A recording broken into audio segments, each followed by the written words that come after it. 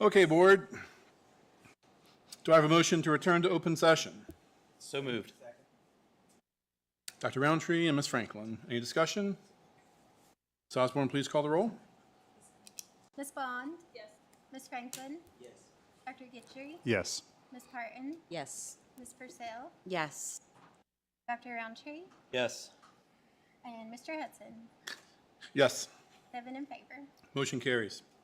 Do I have a motion to certify closed session that to the best of each member's knowledge, only public business matters lawfully exempted from open meeting requirements by Virginia law were discussed in the closed meeting to which the certification applies, and only such public business matters as were identified in the motion convening the closed meeting were heard, discussed, or considered? Second. Ms. Franklin and Ms. Purcell, any discussion? Ms. Osborne, please call the roll. Ms. Bond? Yes. Ms. Franklin? Yes. Dr. Gitchery? Yes. Ms. Parton? Yes. Ms. Purcell? Yes. Dr. Roundtree? Yes. Mr. Hudson? Yes. 7 in favor. Motion carries.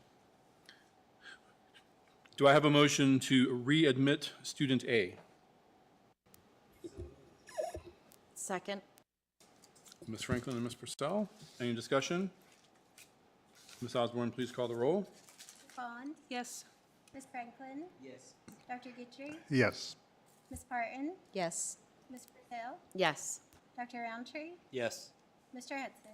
Yes. 7 in favor. Motion carries. Do I have a motion to long-term suspend student B until the end of the school year? So moved. Dr. Roundtree and Ms. Franklin, any discussion? Ms. Osborne, please call the roll. Ms. Bond? Yes. Ms. Franklin? Yes. Dr. Gitchery? Yes. Ms. Parton? Yes. Ms. Purcell? Yes. Dr. Roundtree? Yes. Mr. Hudson? Yes. 7 in favor. Motion carries. Do I have a motion to long-term suspend student C until the end of the school year? Second. Ms. Franklin and Ms. Bond, any discussion? Ms. Osborne, please call the roll. Ms. Bond? Yes. Ms. Franklin? Yes. Dr. Gitchery? Yes. Ms. Parton? Yes. Ms. Purcell? Yes. Dr. Roundtree? Yes. Mr. Hudson? Yes. 7 in favor. Motion carries. And do I have a motion to long-term suspend student D until the end of the school year? So moved. Ms. Purcell and Ms. Franklin, any discussion? Ms. Osborne, please call the roll. Ms. Bond? Abstain. Ms. Franklin? Yes. Dr. Gitchery? Yes. Ms. Parton? No. Ms. Purcell? Yes. Dr. Roundtree? No. Mr. Hudson? Yes. 4 in favor, 2 opposed, 1 abstain. Motion carries. All right. Thank you, everybody. As you can tell, we've already had a busy night, but we're going to go into our awards, honors, and recognitions. And if you'll give us just a second here, we're going to transition down. Start off with thanks.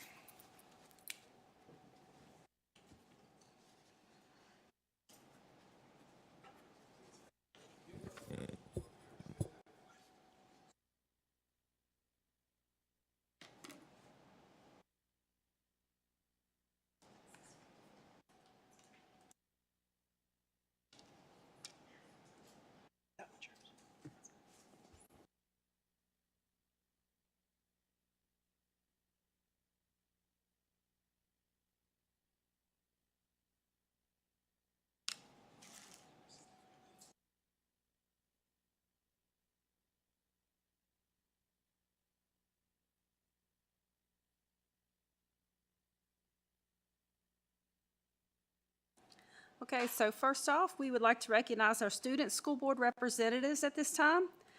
The participation of student school board representatives on the Montgomery County School Board is a vital part of giving voice to the students in our school system. Tonight, we recognize this year's student school board representatives for their thoughtful participation and dialogue throughout the year. Do you want me to call them up one by one, or, okay? First off, we have Alexandra Jost, Auburn High School.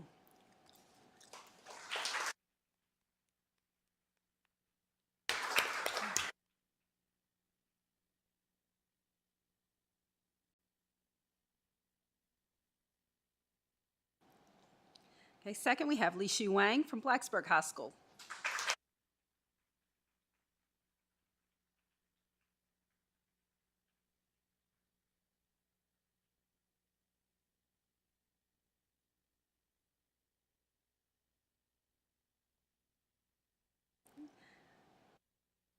Okay, Jemana Amen, Christiansburg High School.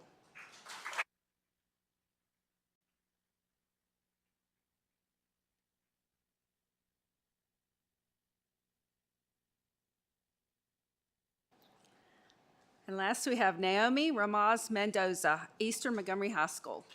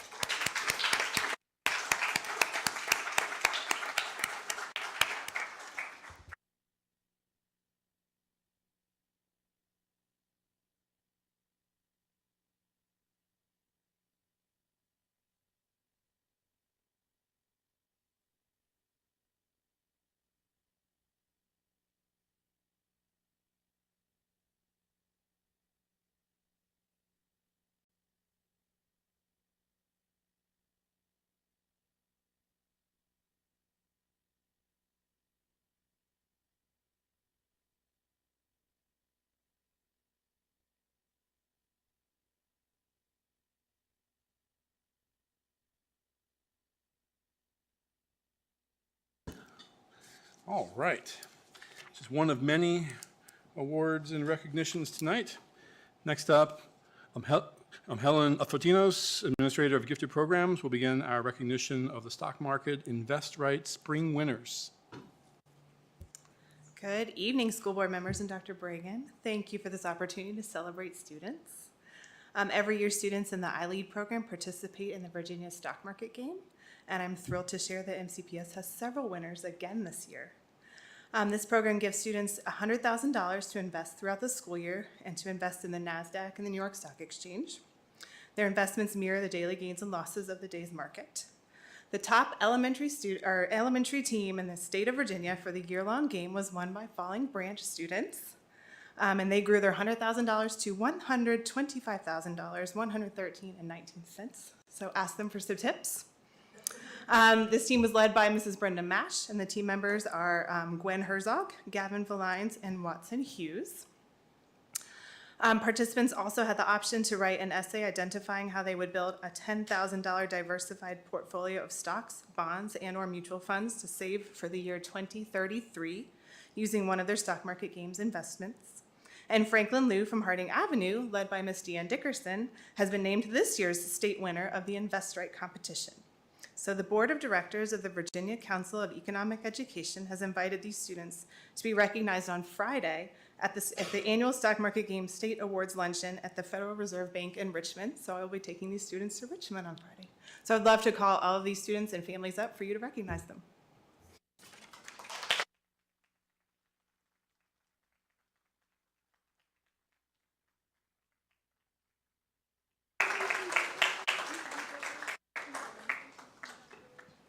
Can we get their parents and teachers up here too? Is that right? Come on, parents.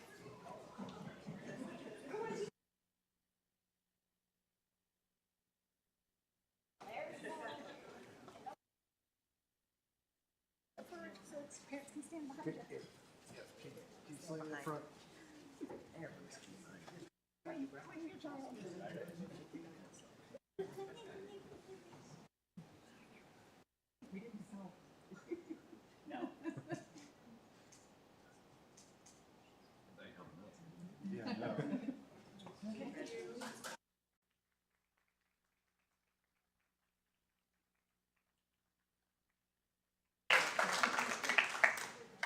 All right, great, thank you.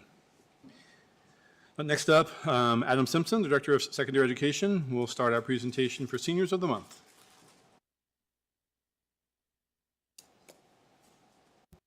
Good evening, school board members and Dr. Bragan. A very special highlight of our board meeting is the recognition of an outstanding senior from each of our 4 high schools. Photos and leadership profiles will be displayed on the screen during this presentation and will also be on display in the lobby of the central office. Our presentation format provides a snapshot of each senior, along with a quote from the teacher or administrator who nominated them for this recognition. In April, a few of our seniors were not able to attend due to their extremely busy schedules. So tonight, some of our schools will be recognizing for students from both April and May. Each principal will come forward to present in the following order, starting with David Hurd, principal of Auburn High School, then Chris Stewart, principal of Blacksburg High School, Shane Gwynn, principal of Christiansburg High School, and then Todd Lewis at Eastern Montgomery High School. Mr. Hurd.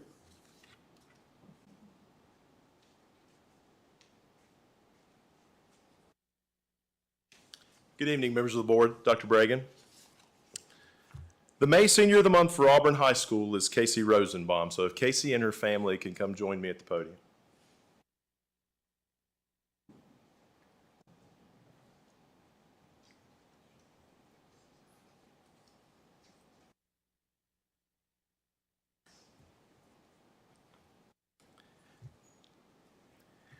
Casey is an incredibly gifted and talented young lady, and these gifts cover a variety of areas. While she's an excellent student, this only covers part of her abilities. Casey excels athletically as a member of the cross country, the indoor track teams, the indoor track team and the outdoor track team and the soccer team. Casey holds all Auburn High School records for any distance further than 1,600 meters. She has been chosen as the captain for both track teams as well as the cross-country team. She's a member of the National Beta Club, a member of the Fellowship of Christian Athletes, and the president of the FFA. She's a member of the Young Farmers through Virginia Farm Bureau.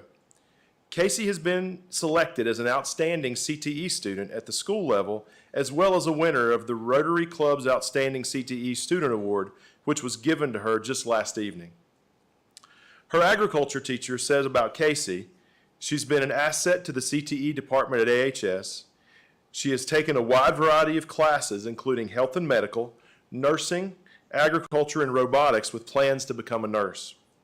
She's been the Reiner FFA president for several years and was on the state-winning and nationally ranked horse judging team. Casey is an exceptional leader with a humble and kind spirit who serves as an example to her peers. She's always willing to lend a helping hand, put in the work to reach her goals, and approaches everything with enthusiasm. Just listing all of Casey's activities makes me tired. Casey plans to attend Radford University to run track and cross country and study nursing. Congratulations on a job very well done.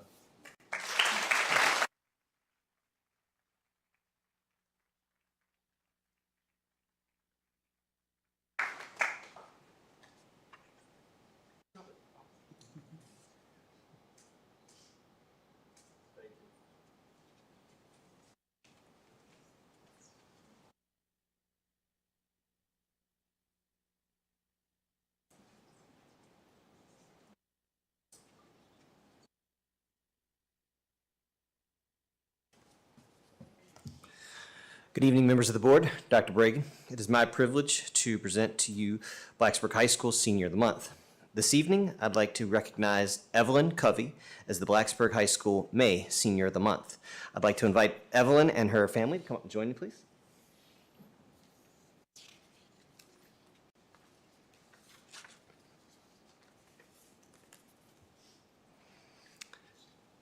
I'd like to just take a moment and read a statement written by one of our staff members just highlighting the great student that Evelyn is.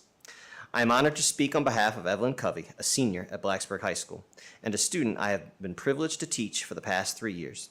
It is difficult to only highlight a few of Evelyn's accomplishments and standout characteristics.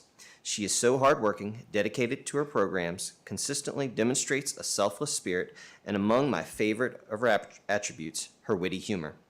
I have been fortunate enough to watch Evelyn's leadership skills emerge in the classroom, which have been instrumental in our many fundraising and catering projects. Her organizational skills were integral to the success of the robotics tournament caterings over the past 2 years. She was always the first in the culinary lab and the last to leave. Evelyn is an asset to my class, and even though she portrays leadership skills, she is a team player as well, always willing to help others with any task. She is so deserving of the Student of the Month award. Congratulations, Evelyn.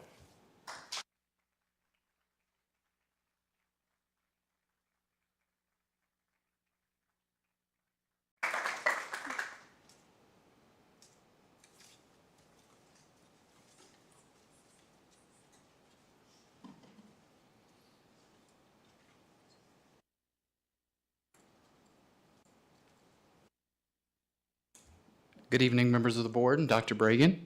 Thank you for this opportunity to highlight one of our senior students this evening.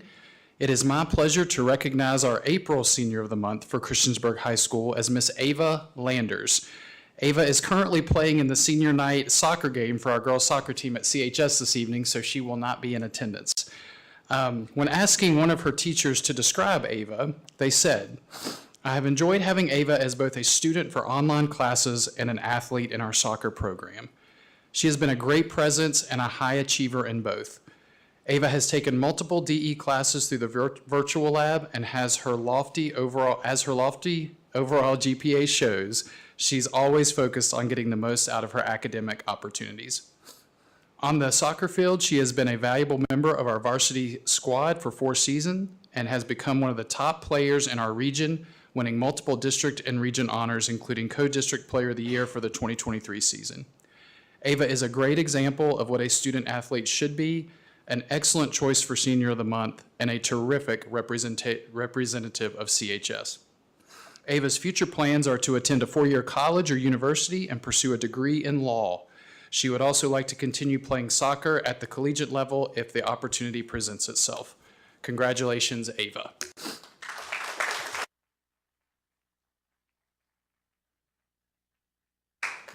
It is also my pleasure to now recognize our May Senior of the Month for Christiansburg High School as Carly Bush. Carly is also playing in the senior night soccer game for the girls soccer team this evening at CHS. When asking one of her teachers to describe Carly, they said, "Carly goes above and beyond to complete her assignments, but especially those related to yearbook, as she is currently the editor for this school year.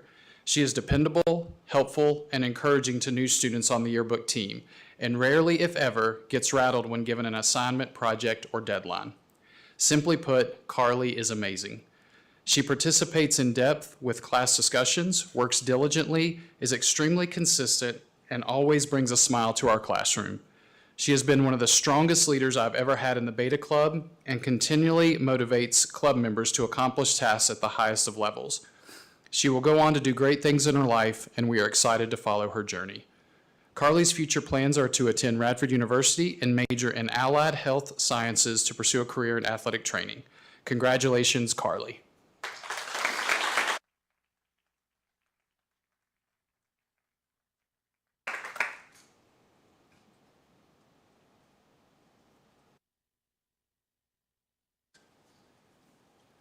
Good evening, members of the school board and Dr. Bragan. It is an honor to be here this evening to recognize 2 Seniors of the Month for Eastern Montgomery High School. First, representing EMHS for April is Drew Smith. He's here with his family, and I asked them to come forward at this time.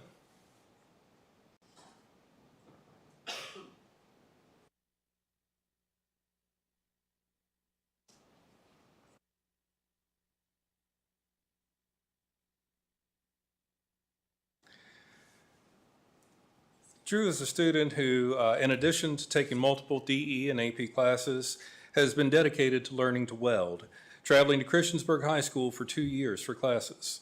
Consequently, I'd like to read a quote from Chase Lowe, his welding instructor. "Drew is a fine young man who is conscientious about his work. He prepares to have a good weld long before he strikes an arc. When his welds don't go according to plan, he is able to adjust accordingly and learn from his mistakes. He is a generous young man who is always willing to help others. I can't help but notice how Mr. Lowe's statement seems to be a metaphor for Drew's character as well." Please join me in congratulating Drew Smith.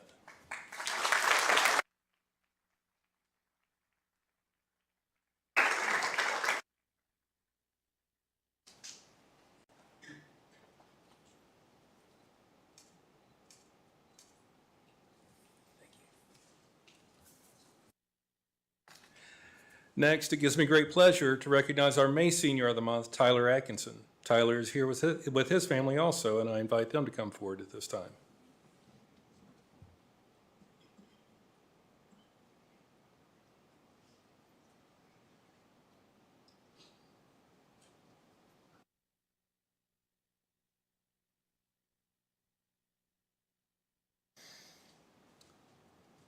Tyler's art teacher, Kelly Smith Price, wrote the following about Tyler. Tyler Atkinson is one of the most personable students I have ever had the pleasure to teach. He is a thoughtful and kind person. His sense of humor has been fun for me to be around, and he's very much an old soul. He's extremely creative when he chooses to be in the arts and also in woodworking.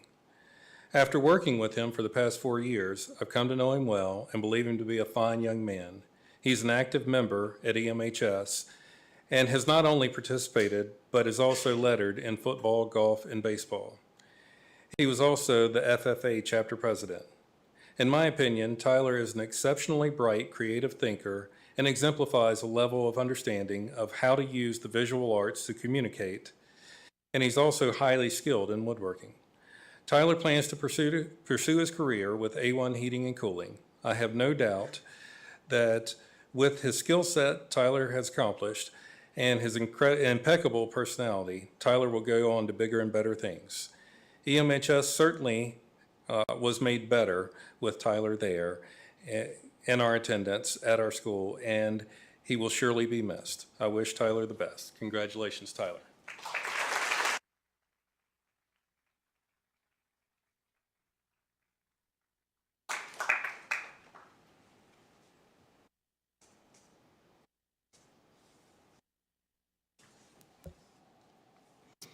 Okay, great. Congrats to all those seniors.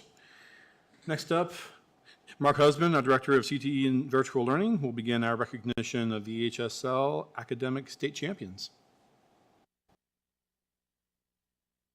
Good evening, board members and Dr. Bragan. Thank you for the opportunity to continue recognizing students this evening. Over the past few years, we've recognized a number of state champions for the Virginia High School League in athletic competitions. We're excited to expand those recognitions today into one of our academic state champions, the Blacksburg High School Scholastic Bowl team. Here to say a couple more words and to introduce the coach and these students is once again Blacksburg High School Principal, Mr. Chris Stewart.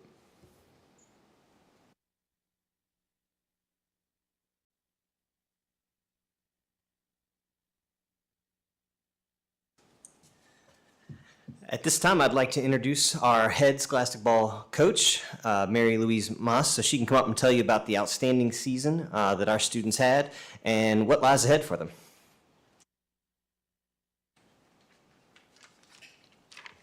Had to bring the hardware.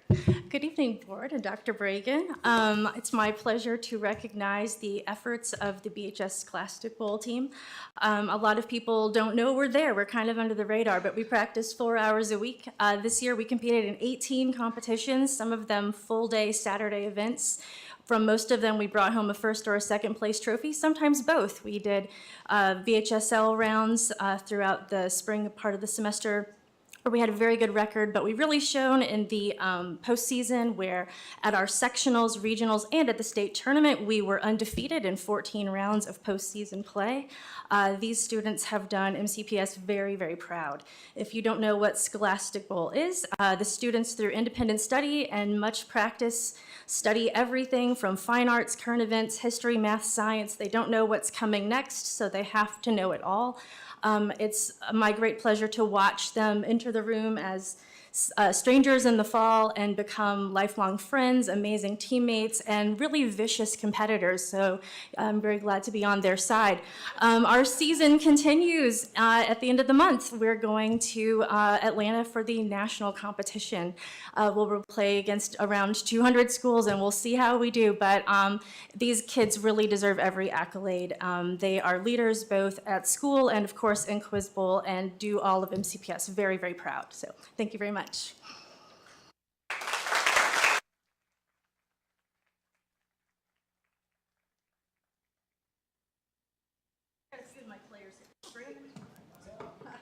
Come on up now, don't be shy. Oh, Xavier, come on up.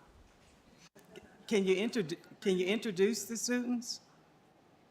Yeah, so this is Xavier Gitry and Brandon and Ethan Ryrie and Luke West. Just some of our over 20 kids who participated this season.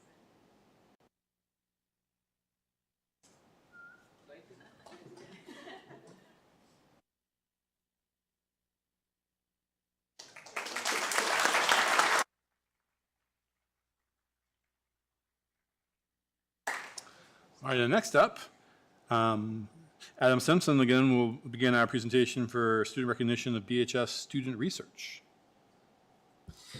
Good evening. The DEAP research program at Blacksburg High School provides numerous opportunities for students to share their research outside of class at the local, state, national, and even international levels. BHS is proud to recognize 12 students who have recently received honors for their research projects presented at the Virginia Blue Ridge Highlands Regional Science Fair and the Virginia Tech Undergraduate Research Symposium.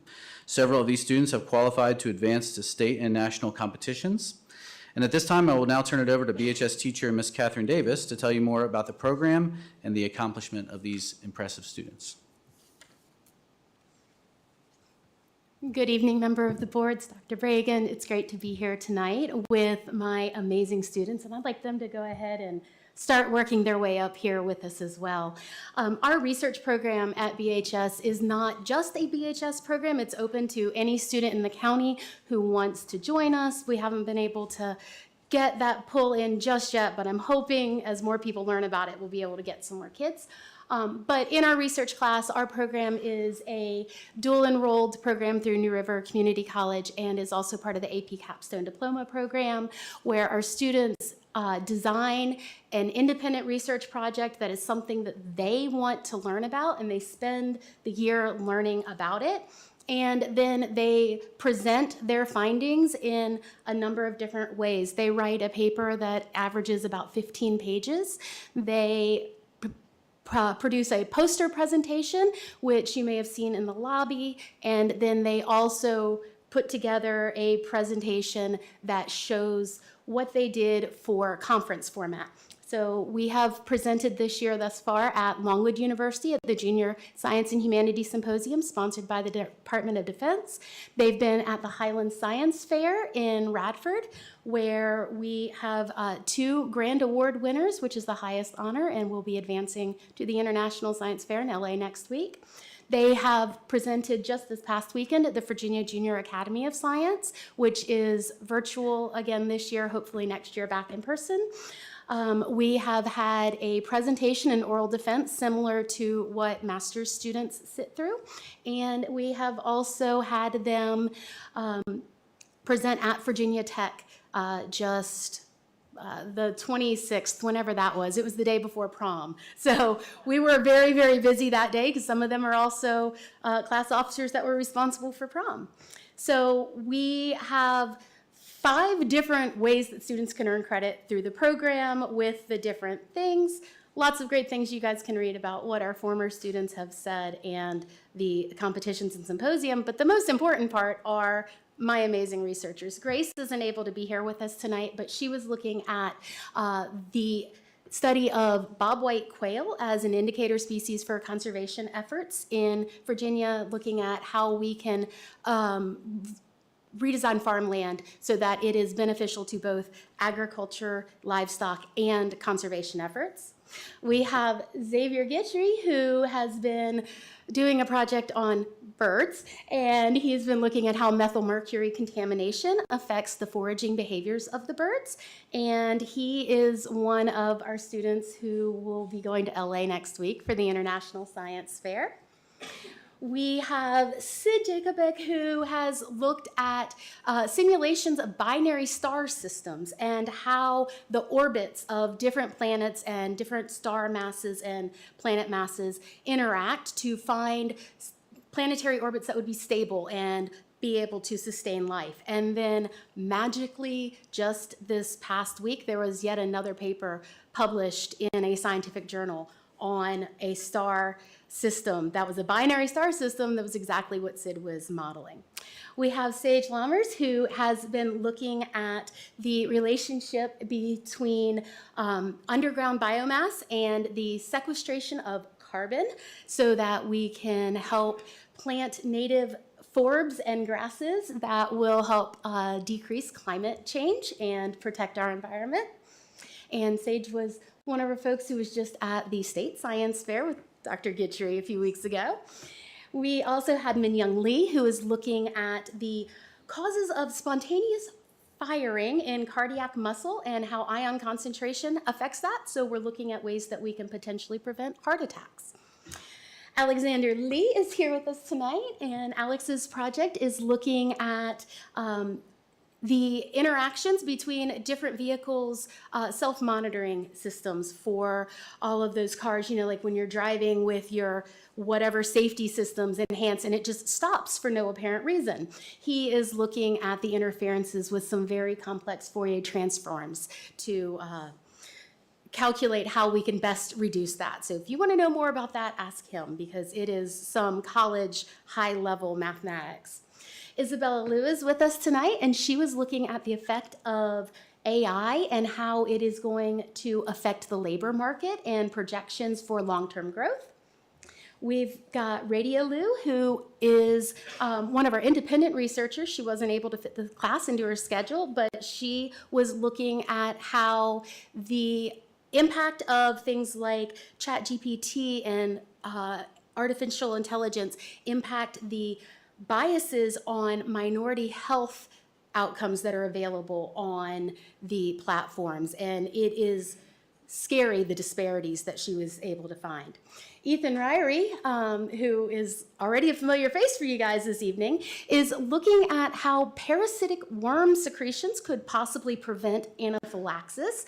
And he tested his own blood to see if he could prevent his body's immune response, not his body. He didn't expose himself to the peanut allergen, but exposed his blood to see if he could stop an anaphylactic response from the secretions of parasitic worms living in one's intestines. We had to simulate a few things, but it was quite the journey. Shreya Sridhar is one of our researchers who is looking at engineering engineering bacteria to eat microplastics and break down and increase the degradation of plastic pollutions. And, well, you know this face as well. Li Shu is looking at how the outflow from California is going to impact the economic situation of the neighboring states. So when people are jumping ship from California and going to other places, how are we improving their economies? And so we've got Kyler Williams, who wasn't able to be with us tonight, and he was looking at how he could design a supportive insole for soccer players specifically, because the different movements affect how their performances are affected versus an insole for a runner, for example. And there's a video that is, I think, rivaling the CMS video that we had for the phone policy. I won't play it for you right now, but it is from the Virginia Tech Undergraduate Research Symposium, where we also had award winners for their presentations amongst all of the undergraduate researchers. So I am just over the moon proud of these kids. They have worked so hard, and their research rivals what any undergraduate researcher does. It's the equivalent of what a master's student does in one school year, as opposed to what a master's student takes 2 years to do. So I can't say enough great things, and I appreciate the opportunity to recognize them tonight.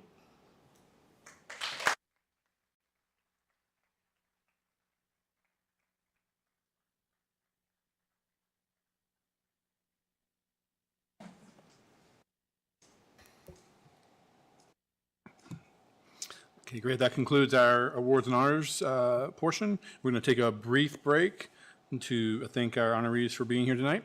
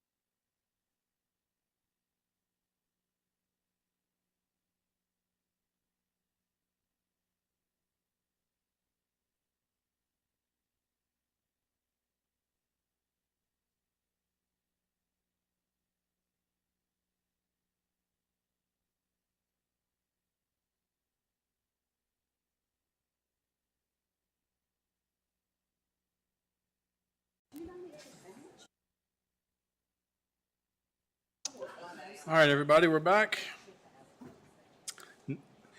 Our next agenda item is public address. We welcome the opportunity to hear from students, parents, employees, and community members about education matters in this community. As a reminder, the board sets aside 30 minutes to start our public address. We have the option to extend in 30-minute increments, which Ms. Osborne will remind us of.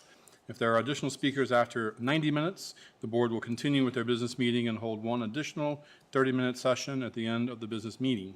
The clock continues through applause and disruptions. The more disruptions there are, the fewer speakers who get to address the board. I will call each speaker up by name in the order that they signed up. Each speaker will have 3 minutes to address the board. The board does not respond to speakers during public address. The screens will show when the speaker has 30 seconds remaining and when time is up. Please state your name and the area of the county that you live in. And the first speaker is Jeff Fahrenkopf, followed by Kenneth Hubbard.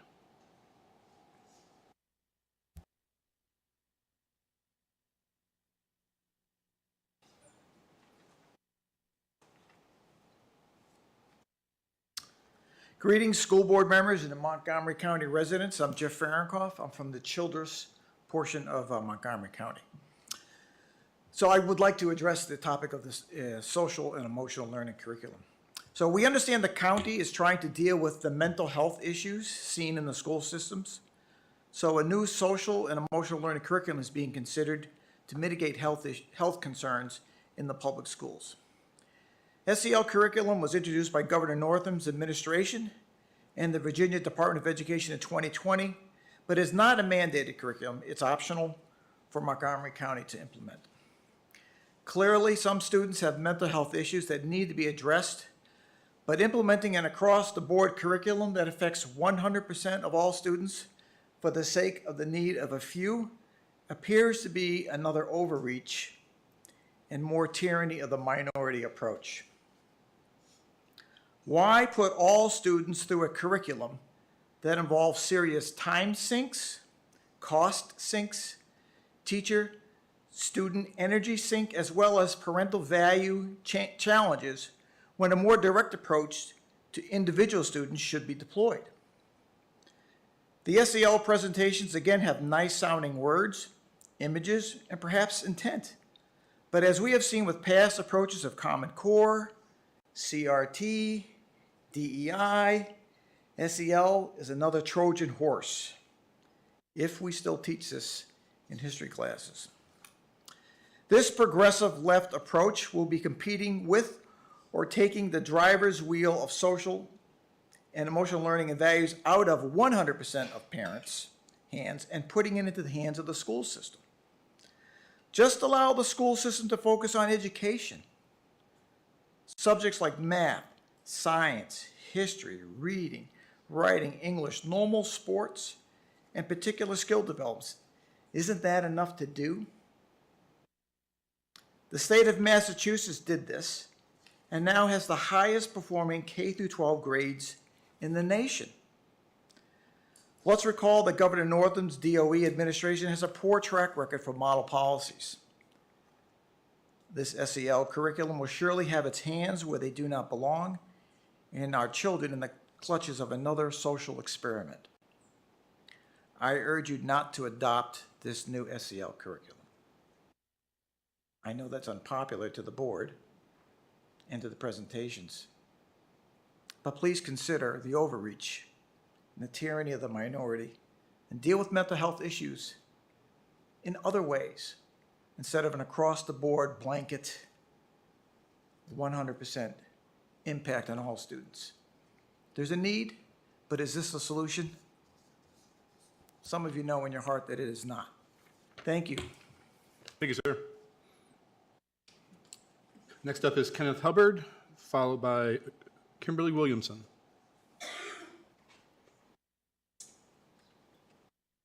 Hello, board members. Thank you for this time. My name's Ken Hubbard. I'm from Christiansburg. Been living here 14 years. Looks like some of you are parents, right? Grandparents, too. I have a grandchild, 11 years old now, but when she was 4 years old, the stove is on, fireplace. She goes, Grandpa, stove's hot? I go, yeah, stove's hot. Will it hurt? I go, yeah, it'll hurt. She looks at me, smiles, touches that stove. Wah! Wah! Starts crying, screaming, puts her finger in her mouth. Stops, looks at me defiantly, puts her finger back on the stove. The reason I tell you this is that, and you all have children, you know that you cannot make them obey. You can't make them be obedient. You can't make them be good. And you also, as educators, you know you can't make them learn, right? We got this idea. So today I'm here to speak about your decision to demote the principal of Blacksburg High School and his immediate supervisor in the wake of that murder-suicide. I think the claim of the law firm was a systematic or institutional failure. Don't buy it. Don't believe it. Don't believe it. Aren't you doing the best job you can? You can't stop somebody from being bad. You can't do it. It's just an apparent failure. You can't make the children learn. The idea that's being presented out there in the world is that across the nation, we have institutional educational failure. Children, SAT scores are down. There's other factors involved. And you're not the ones responsible. You're doing your best job you can. All children don't have an A grade. Institutional failure. You can't say that. So this is what I'm asking you to do, is change the perception. Change the narrative out there. Rescind your decision to demote these people. Make it publicly known that your job is to try and teach the child the best you can. And also tell everybody you can't stop a child from being bad. Change that narrative. Get out there. Don't take the law firm. Their job is to look for blame shifting. This tragedy is not your fault. And neither is it the teacher, neither it is the administrators. But by you demoting them, you're putting a tacit recognition out there that somehow it could have been stopped. So I'm just asking you to consider this and think about the message you're sending by demoting these people. I know there's more involved in it, but the idea is you cannot. Thank you, sir. You cannot change. Thank you. Okay, next up is Kimberly Williamson, followed by Kim Bowman. I'm Kimberly Williamson from Christiansburg. I am certainly not wanting to steal the thunder from the presenter for the social emotional learning curriculum feedback that you will see and hear in a little while. But I thought that the feedback data in the PDF attached to the agenda is very telling. The feedback data is presented a little differently this time. To the presenter, I personally would like to see the graphical and percent breakdowns of the agree-disagree spectrum as before. However, the data given in answer to the question of the appropriateness of the content for the given grade levels gives a very telling perspective. It seems that all responding community members, meaning those exclusive from parents, employees, and students, as well as the one student and the one other person who responded, all resoundingly said they strongly disagree with the appropriateness of the content, while parents' responses were averaged at neutral. So some parents approved, while a seeming equal number of parents disapproved. Contrast the results I just mentioned with the category of school employees, with a 4.3 out of 5 average score. By far the category most supportive and approving of the content. School employees want SEL, and particularly this curriculum, taught more than any other category of respondents? This should give everyone a moment's pause. There seems to be a significant disconnect between the desires of school employees and the desires of everyone else. Why is that? I also recall that at the April 16 meeting, the presenter said that based upon feedback from neighboring school divisions that SEL, quote, could be controversial or it could cause offense to some families or some parents. This would be, that's the end of the quote, this would be because of its underlying ties to Marxism 101, which is the divisive tactic of identity politics and critical race theory. So I implore all of you to think long and hard about the potential negative disruption to the Montgomery County community of pushing the SEL curriculum on our students, and ask you to vote no on something that clearly only school employees and at most only half of the responding parents, but none of the responding larger community members, nor the student or other respondents think is a good idea. I also implore you to remove your own mandate to teach SEL from the MCPS strategic plan altogether. SEL and its sibling critical race theory have absolutely no place in this school system. Thank you. Next up is Kim Bowman.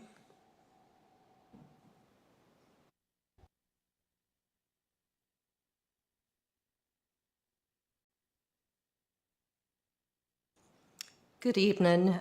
First, I would like to say thank you for implementing the gun safety program. I appreciate that. As someone who lost a nephew at a very early age from a gunshot. But I will say, over the last 3 years, I've been coming to these meetings pretty regularly. And unfortunately, I've heard countless stories of bullying, even rape, assault, reading of really sexually explicit material in classrooms, and most recently, the murder-suicide, such a tragedy. And I don't in any way mean to put personal blame for that on anybody here today. But, you know, one thing that each of these things have had in common, either from the mouth of the victim or the parent, is a failure to protect the victim. And the news did call it gross negligence and systemic failure. And I think that, you know, because of these things being accumulative, that there has been damage inflicted upon this board and upon our community. And I'm asking you guys to do the right thing and to be forthright with that report and to bring the truth forward and to work to build trust back in this board and in the school system. And the only way that that can happen is if you guys face the facts and begin to make those known to the public and put common sense practices in place to prevent these failures from continuing. Otherwise, people are going to work to replace every single one of you. Thank you. Okay, great, thank you. And that concludes public address. We'll move on to our consent items. If no one wishes to remove an item out of consent, we will consider these items approved. Okay, great. Do I have a motion to acknowledge receipt of the financial summary report for April 2024? Second. Ms. Franklin and Dr. Roundtree. Any discussion? Ms. Osborne, please call the roll. Ms. Bond? Yes. Ms. Franklin? Yes. Dr. Gidley? Yes. Ms. Parton? Yes. Ms. Purcell? Yes. Dr. Roundtree? Yes. Mr. Hudson? Yes. 7 in favor. Motion carries. Do I have a motion to approve the payment of the bills as presented? Second. Ms. Franklin and Ms. Purcell, any discussion? Ms. Osborne, please call the roll. Ms. Bond? Yes. Ms. Franklin? Yes. Dr. Gidtree? Yes. Ms. Parton? Yes. Ms. Purcell? Yes. Dr. Roundtree? Yes. Mr. Hudson? Yes. 7 in favor. Motion carries. All right, we're now into our business meeting, and we'll start off with a report from the superintendent. Thank you, Chair Hudson. I have a few things to mention. One is it's Teacher Appreciation Week, and I'd just like to take a moment to thank all of our teachers and our educators for what they do on a daily basis. You know, we work really hard to put our policies and practices into place and hire the right people, put our administrators in place and our curriculums and all that. And at the end of the day, the people that bring this to life every day for our children to help enable them to have the foundational skills they need to be all they're capable of becoming are our teachers. And it shouldn't just be at one point of the year where we thank them and acknowledge them, but this is Teacher Appreciation Week. So I personally, as school superintendent, want to say how proud I am to lead a division with so many dedicated and passionate and compassionate professionals. And I just simply want to say thank you. Along those lines, I had a great fortune last night to be in Richmond at the governor's executive mansion, where they recognized the Region Teachers of the Year. And our Region 6 Teacher of the Year happened to be our own teacher at Blacksburg High School, our agricultural teacher who teaches welding, Mrs. Candace Carrier. And it was just a great event to see our governor and his wife take time to honor educators, spend time with the recipients of these awards, spend time with their families, talk to them, find out what educators feel, ask me personally what I thought about education and where we were going and with the budget and all those things. And irrespective of political party, I commend the governor for taking time to show how much they value education and support it. So that was really a great event for me to be a part of, along with our Region 6 Teacher of the Year, Candace Carrier. She should be congratulated not only for winning that award, but how she represented our region in Richmond yesterday. I was very proud. Another point of pride is the exemplar award that was received by Harding Avenue Elementary School. They received an award from the Virginia Board of Education, one of the highest achievements award it's called, one of only 37 schools in the Commonwealth. And to get this award, you have to have assessment results for schools that exceed board-established performance requirements. So great amount of respect and credit to the teachers, administrators, and professionals in that building for all that they've done to ensure that those scores were where they are and our children are provided with the greatest opportunities to be successful. That's something we should be very proud of. One of only 37 schools in the entire Commonwealth, Harding Avenue Elementary School. Congratulations. Another thing we do here at Montgomery County Public Schools we should be really proud of is our Graduate with a Plan program. As we approach graduation weekend, I'd like to highlight one of the unique programs we have. We believe that high school graduation is not the end of the journey, but rather the beginning of the next chapter of our students' lives. To that end, we encourage our students from the earliest elementary years to graduate with a plan. We provide every senior with a T-shirt in their school's colors where they share their post-graduation plans, when they share their post-graduation plans with their school counselor. They may be entering the workforce, they may choose military service, they may enroll in a trade school, or they may pursue higher education options. The possibilities are vast and endless for our students. We are pleased to share a Class of 2024 T-shirt with each of our school board members for your support along this journey. We would also like to recognize Isabella Privet, a Class of 2024 BHS senior who designed this year's logo. Additionally, for those students who do choose the higher education option, Montgomery County Public Schools will also pay for up to 2 college applications per senior. This year's class of 677 seniors submitted 287 applications across 4 high schools. We certainly understand that many colleges do not require application fees and that some of the families qualify for fee waivers, but we would never want a student to be discouraged from applying for college due to a fee, and we are proud to be a part of this process. I thank the Montgomery County School Board for their commitment to this, and congratulations to all on the class of 2024. And lastly, Board Chair, I would just like to say for our community, as well as all of you, part of the evaluation process for myself is to get feedback from our stakeholders. And we're going to put forth on our website, and I'll try to communicate it out through social media, a survey to ask all of you, how am I doing? You know, to quote the affable Mayor Ed Koch from New York, for those old enough to remember, he had that book, How Am I Doing? And he would ask people.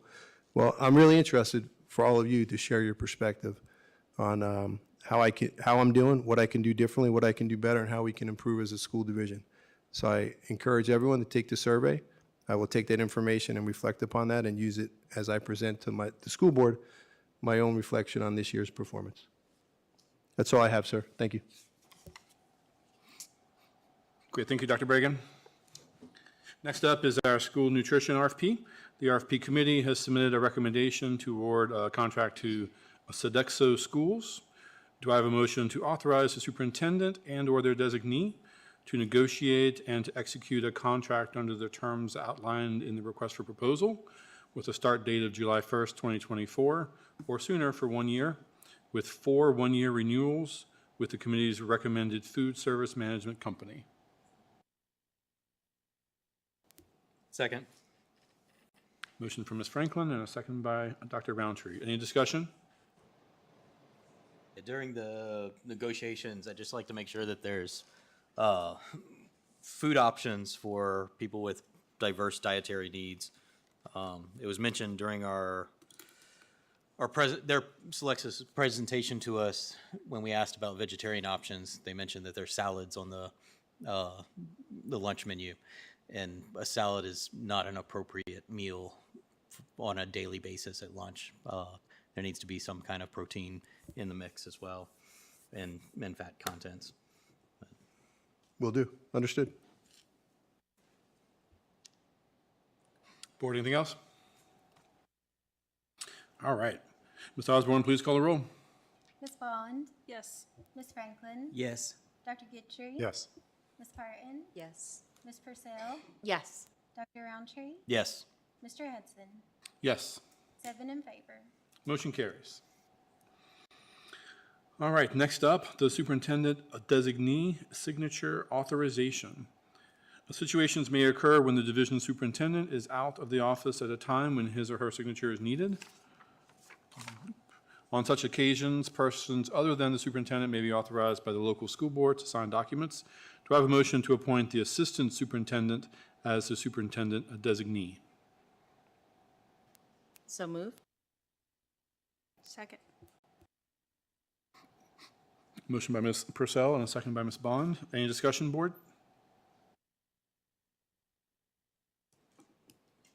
Okay. Ms. Osborne, please call the roll. Ms. Bond, Yes. Ms. Franklin. No. Dr. Gittrey, Yes. Ms. Parton, Yes. Ms. Purcell, Yes. Dr. Roundtree, Yes. Mr. Hudson. Yes. 6 in favor, 1 opposed. Motion carries. Next up is the grant application for the Project Serve. Do I have a motion to approve the grant proposal, Project Serve? So moved. Motion by Ms. Bond, second by Ms. Franklin. Any discussion? Ms. Osborne, please call the roll. Ms. Bond, Yes. Ms. Franklin, Yes. Dr. Gittrey, Yes. Ms. Parton, Ms. Purcell, Yes. Dr. Roundtree, Yes. Mr. Hudson. Yes. 7 in favor. Motion carries. Next up is the grant proposal for Eastern Montgomery Elementary School Literacy Implementation Support Grant. Do I have a motion to approve the grant proposal EMES Literacy Implementation Support Grant?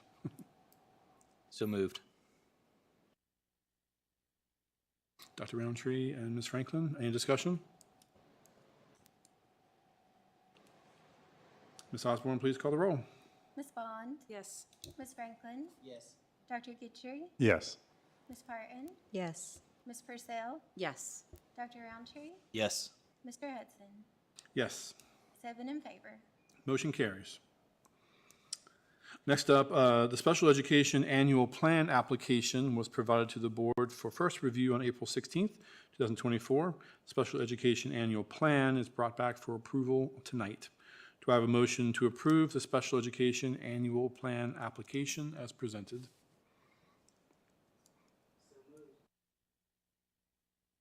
Second.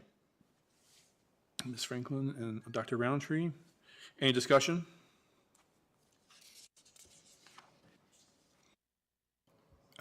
May I ask a question? So I appreciate I asked some questions from the Superintendent Bragan about the plan before and got some information. I appreciate that information from Dr. Walker. But I do have a question about the annual plan. I know for the Gifted Advisory Committee about the Gifted Program and about their planning. So I know my understanding is the application is a distilled form of the annual plan, that it's not the plan itself. Is that correct? I believe so, but if Dr. Walker would want to comment on that, because you have more expertise in that area than I do.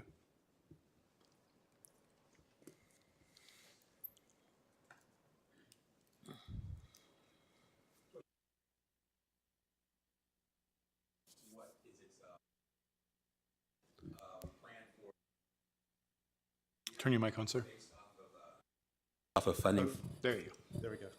Yeah. The application is a proposed plan for the upcoming school year based off of funding numbers from the previous year. Right. So that's the grant application. Yes. Right. But is there not a plan for the division that's separate from that application, a fuller plan? Because I know, for instance, for the gifted program, there's a more elaborate plan. And so I was a little curious because I know, for instance, the plan, you only have like 957 characters to describe the plan. Mm-hmm. Right. Yes. So is there not a plan developed for the division that's more comprehensive than the 957 characters? We have a department plan that's spelled out more in detail as what we expect to do. The application, the DOE does not require that plan as attached to that application. That's their format. There has been discussions or suggestions about the format of the plan to allow more expansive boxes or sections so more information can be put in there, but that is the plan that we cannot change. I mean, that format, we cannot change that format at all. But we do have a department plan that we outline what we plan to do for the upcoming school year. And do you share that with the school board at all? That's an internal plan. It's a document for our office, but there is not an expansive one that we provide for the division. And certainly can do that if you would like to do that. Is that unusual? Because I know, for instance, that the Special Education Advisory Committee is supposed to review that plan, and my understanding is that it's to be like the board is supposed to be informed on that plan. Yeah, they review the actual application that you guys have. That's what they review. And they review the updates, the same update that you have. Everything that you have is what they reviewed on the 25th of March. So they don't review the department's plan? They have. I have proposed that to them at last year's meeting, and but I have not provided it at this year's meeting. But it was not a plan that it's approved. But I just provided that information so they can know what we are doing as a school division and what we plan to do with any funding. But it's not a formalized plan that is put up for approval. Yeah. Is that usual? Yeah, that's pretty typical, yes, because the actual plan that is presented to the DOE is based on how the funding is spent. Right, that part I understand, but Yes. that a division would only have an internal plan and not share it with Right. stakeholders and get a review from the Special Education Advisory Committee and then present that to the board. Because I know in some divisions, that advisory committee is making very regular reports to school boards, but I couldn't find evidence of that kind of reporting of a school board advisory committee to the school board. Whereas I know with the GAC, they do make reports to the school board. Right. We have an annual report to the superintendent at the end of every school year that's presented at that time. There's not a quarterly update report that's presented. Certainly, if that's what the board would like, we certainly can do that, present that to the SEAC committee, and have them develop that. If that would answer your questions. Yeah, because usually those advisory committees are school board committees and then report to the school board and don't just report internally. Right. I'm trying to understand why we don't open it up to more stakeholders so they know what our plan is for the division. Certainly, we certainly can do that, and that's something that we can put on the agenda for the next meeting for the SEAC. Or just, I think it's a good practice. Yes. Yeah. Mm-hmm. Yeah, thank you. So, aren't some committees required to report to the board, and others are required to report to the superintendent and not to the board. That's how the structure is set up. That's my understanding, yes. So is the special ed committee supposed to report to the superintendent or to the board? To the superintendent. Right. So, but if the board chooses to hear that, then we can do that. But that's how committees are set up. Right, I thought it was a school board committee, and that's why it's able to report to the school board on a regular basis. I don't know that it's if it's a superintendent's committee, but that should be in the code. So you should know, is it a superintendent's committee or is it a school board committee? It's a superintendent's, we report to the superintendent. Anything, the report goes to the superintendent, and any updates goes to the superintendent. In the beginning of the school year, the board does approve the SEAC membership. And also there is, we fill out information regarding the goals for the SEAC committee. But there is not a ongoing report to the board about, what you're asking. So that goes to the superintendent. Any updates or any suggestions from the SEAC goes to the superintendent and the superintendent can present that to the board. Okay, thank you.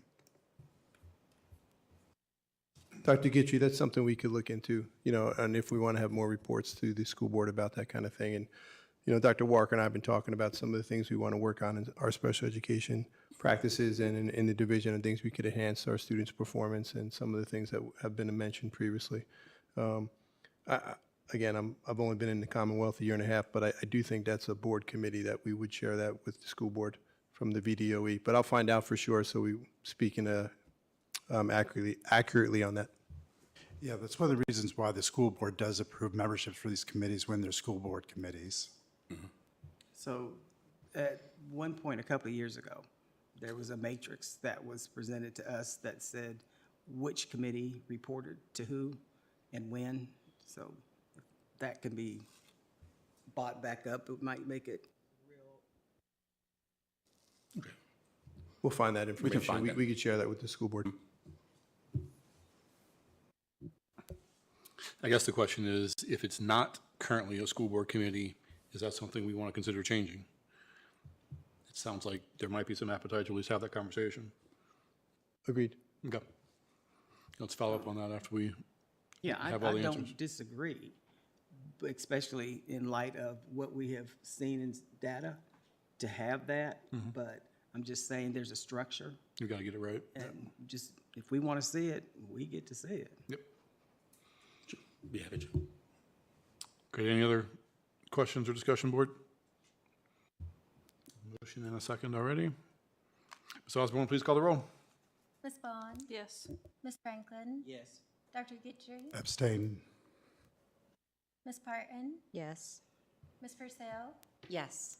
Dr. Roundtree? Yes. Mr. Hudson? Yes. 6 in favor, 1 abstain. Motion carries. Next up, the federal grant application review. The federal program grants are provided to the board for approval. Do I have a motion to approve the federal programs grants as presented? So moved. Motion by Ms. Purcell and second by Ms. Franklin. Any discussion? Okay, Ms. Osborne, please call the roll. Ms. Bond? Yes. Ms. Franklin? Yes. Dr. Gitry? Yes. Ms. Parton? Yes. Ms. Purcell? Yes. Dr. Roundtree? Yes. Mr. Hudson? Yes. 7 in favor. Motion carries. Next up, the social emotional learning curriculum adoptions were provided to the board for first review on April 16th. They are brought back for approval this evening with updated information as requested by the board. Do I have a motion to approve the social emotional learning curriculum adoptions as presented? So moved. Second. Ms. Franklin and Dr. Roundtree, any discussion? So for the rankings inside of the presentation, 1 strongly disagree and 5 strongly agree. What was 3 defined as?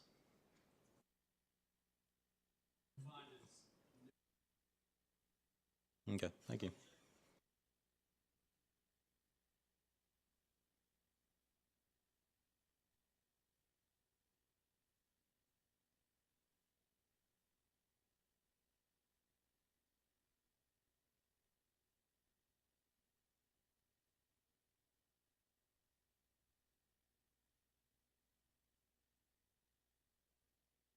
Yeah, I'm good. Okay, I'm going to be voting no, just because I've been reading and learning information about this type of curriculum, and some of it has come out to be not so positive for our students.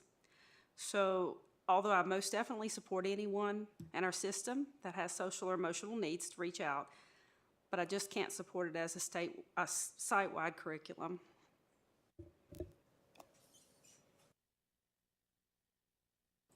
So can you share which portions you think shouldn't be, why it shouldn't be? Just some of the things that I've been reading. I think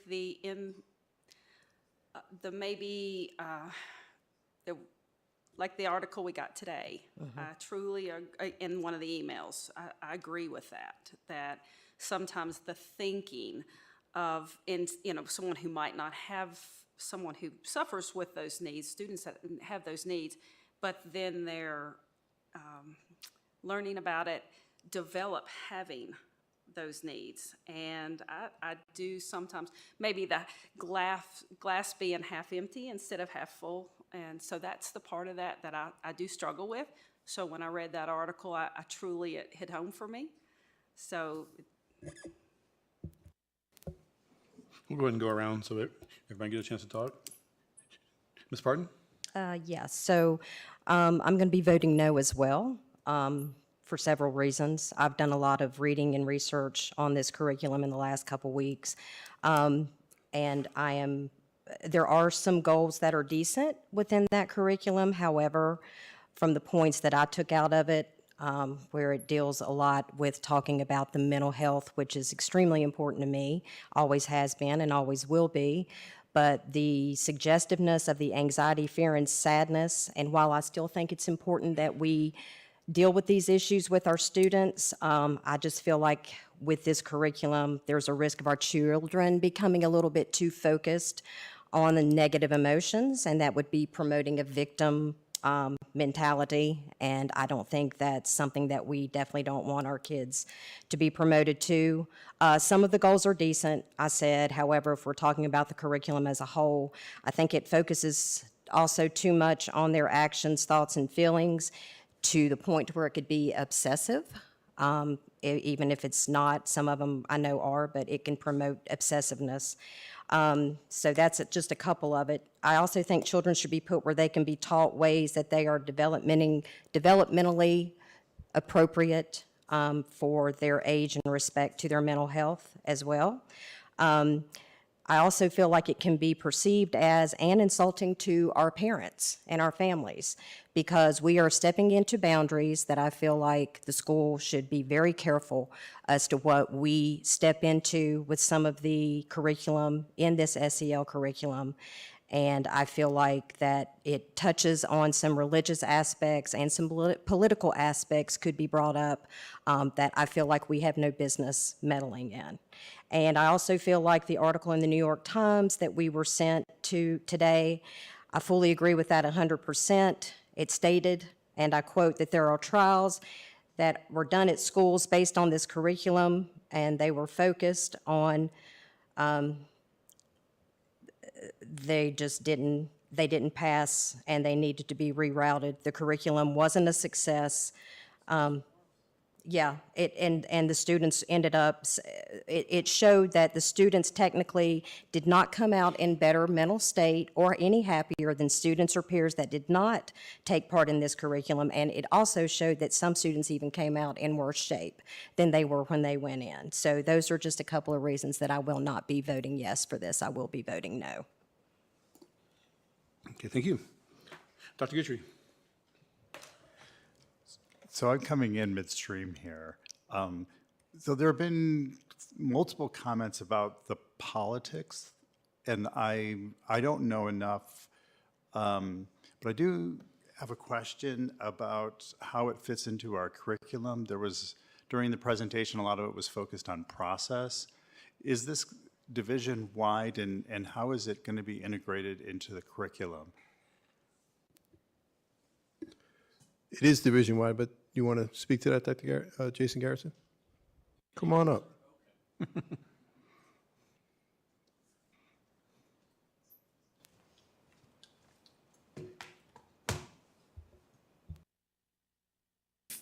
You could have answered, Dr. Bragan, but it is K-12. That's how it's specified in the strategic plan. As we've had discussions with our principals at principals meetings in how would they implement it, how would they work it into their schedule, it does look like it's probably going to go into those times, like those IE periods, those things like that, where it is intervention or extension periods. We've also had discussions where we've said, in the initial phase, as was said by one of our speakers, it's not necessarily required by VDOE. So, schools can begin to explore that material. And in the first year, it's not a hard, you're going to get 40 minutes every day. It may be something that's once or twice a week at one school, just once a week at another school, as we begin to get comfortable and see how it works in the schedule. So it's approval for division-wide, but you're not implementing it division-wide uniformly? It would be, yes, sir. The strategic plan asks for a social emotional learning curriculum, K-12, across MCPS. Okay, because that's one of the questions that I have, was how it was going to be integrated, because you raised that as an issue in your initial presentation about how does it fit into our schedule, our current schedule. Sure. Those were, we already operate very full days. And we certainly know for teachers, and we certainly know for other staff members, any new initiative is a new initiative to fit in the window of the day. Great, thank you very much. I mean, I'd be curious to hear from Ms. Franklin, who seems enthusiastic about the place of SEL, the rationale for it, and I have to admit to my ignorance on the history within the division and the call for it. Ms. Franklin? Okay, so first of all, just because I made the recommendation to adopt doesn't necessarily mean how enthusiastic I am about something. Sometimes it's just because other members don't speak up, and I want to move the meeting along. So I believe any tool that we can use to help our children understand those themselves and those around them is valuable to the district. Helping other students recognize and advocate for folks who may not be able to advocate for themselves, I think is important. And actually, it's something that we ask our students to do to help support each other when there are needs, to be able to talk about what it's like, for example, to be an African-American student in Montgomery County Schools, and to have a safe time to be able to do that, I think is an advantage for everyone. So these are the reasons why. So it's very unfortunate that there are some folks who don't believe, just because you may be a minority population, that learning about you or how you feel or how you cope with things is not valued. So those are the main reasons. Plus, in our strategic planning, which was hundreds of people who came together from all stakeholders in this community, these were the things that were identified to be key focuses for this district for then the next 6 years. And to just throw out tools that have been processed through committees to help with those goals, I think is a disservice to, and I mean hundreds of people who gave input to that plan. So that's why I'm in favor of anything that's going to help broaden our students' insight to themselves and to others. Dr. Roundtree? Yeah, so I'm interested in. Turn your mic on, bro. Sorry. Yep. There you go. There we go. Finally turned on. I'm interested in some of the details of the survey. I mean, parents are either neutral or they're split 50-50. Employees are leaning slightly towards this. We had one student respond, and other, and 9 community members. What was the distribution of community members? All the community members responded 1. Other responded 1, students also responded 1. So, for whether or not the content is sufficient, so that was for whether or not the content was appropriate for grade levels. Whether or not the content was sufficient, the student responded 3. Parents, again, were neutral. Employees were slightly greater than neutral. Community members, 9 of them, but slightly greater than 1, pretty much the same as 1. Other one response. So I don't know what we're supposed to decipher from this. Parents are neutral, employees want it. In my opinion, teaching kids about how to react to their feelings is a good thing. Teaching them that there are a variety of feelings is a good thing to know. You shouldn't have to be aware that sometimes you're sad and sometimes you have bad thoughts, and you should go and get help when you have those thoughts. We hide this stuff a lot in our communities. Historically, over the years, we've been trying to come out with that this is not, these thoughts and behaviors are not necessarily non-normal, and it's okay to go and get help when you have them. I'll be voting yes. Ms. Rousseau?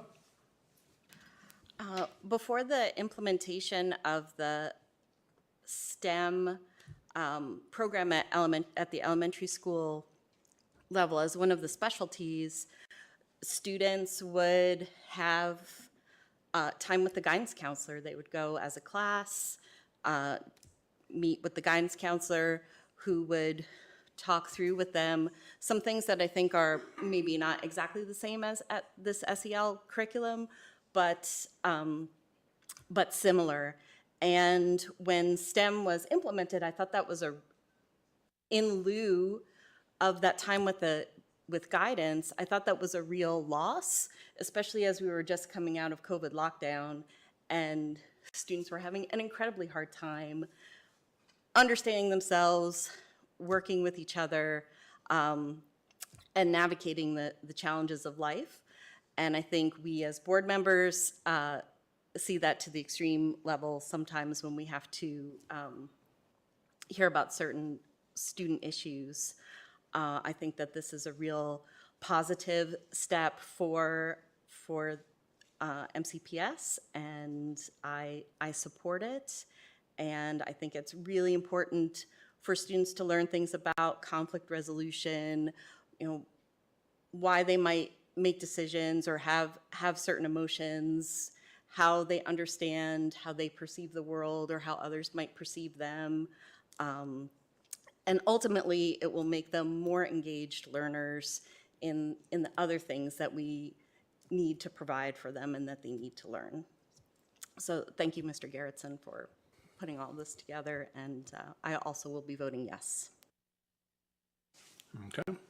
I'll allow some comments in here. I mean, from my perspective, I guess 2 comments. One, as Penny noted, it's in our strategic plan, right? So this is something that we said we were going to do with a lot of work and input from the community.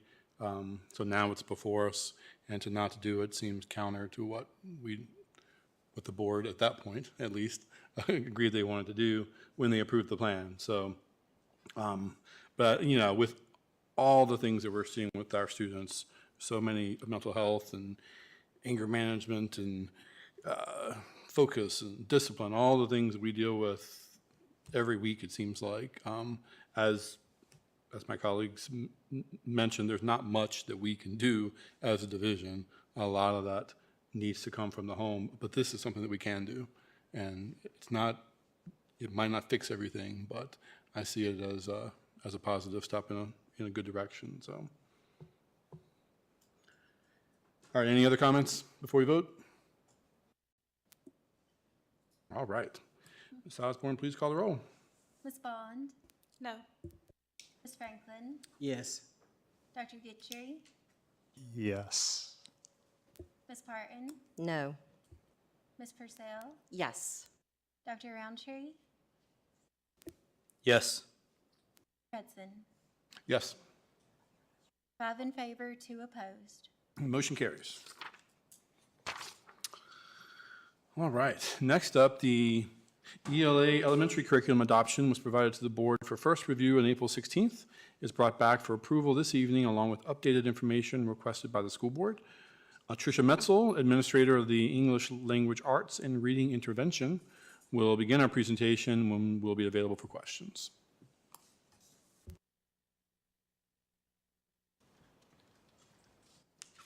Good evening, board, Dr. Bregan. I just wanted to go through some of the things that you requested at our last meeting, some of the feedback that we got from the teachers. And so today we're just going to go over that additional feedback and then go over the final recommendation from the ELA textbook committee. Some of the considerations that were brought back to the committee asked that they go back and speak to the teachers and address some of the things that you had mentioned, professional development, cost of the programs, other things that are being implemented in the division for next school year, the pacing, scope and sequence, implementation, access to materials, supplements for the curriculum, pros and cons of each curriculum, and then again, previous data from our previous meeting from the committee. And the committee results are as you see here. I've also attached the agenda and the teachers' responses, the committee members' responses.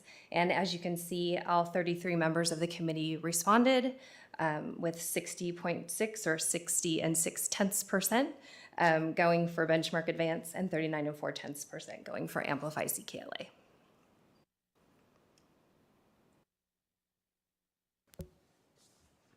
I do want to say thank you for providing this information for us. It definitely kind of lays everything out a little bit better to help us Yep, my pleasure. make a decision tonight. So I guess open it up for questions. Board, who wants to start? I don't have any questions, but thank you. And yay, that's kind of what I wanted to see. Ms. Parton? Yeah, so thank you as well for this information and for coming back with stuff that we've asked for. I did have something, you may not know the answer for sure on this, just curious though. So there was, I think there was something provided as far as training. I want to say, I think that I heard for Benchmark and for Amplify. Do the ones who are saying that they want Amplify, what was the percentage that you got to show up for Benchmark and those who went to both to truly access the true differences between the two as far as the sessions, like The vendor presentation? Yes. Mhm. We had an overwhelming amount at the Amplify, and no one participated in the benchmark vendor presentations. Okay, so the ones who are opposing Benchmark didn't even show up to see what that workshop consisted of or pertained to compare it to Amplify. On that day, yes. Thank you. Can I ask a question? Is it true, though, that the ELA teachers had already been trained in Benchmark Advance? That's already happened, right? They had had exposure to it, yes, in Training, January. right? So they wouldn't necessarily need to go see the vendor's presentation if they had already been trained. Would that account for perhaps why they didn't go to the Benchmark? That's a possibility, yes. So I thank you so much for going back to the committee. I'm really struggling because people feel very strongly on one side or the other. One of the things I'd like to get a little bit of clarification is that it seemed that one of the factors that really fed into this decision, or at least it came up more than in the original conversation, was the pricing. And I had a little difficult time understanding the difference in the pricing because with Amplified, there is print copy of materials where it looks like for Benchmark Advance that it's just for the digital license. Is that correct? No, the printed materials would come with it as well, the consumables that are shipped out every year. All for Benchmark as well? Correct. Okay. And one of the things that teachers expressed concern about was having to supplement and buy materials for the phonics with Benchmark. How significant of a concern is that? I really can't answer that at this time just because we haven't really dug into it and taught it.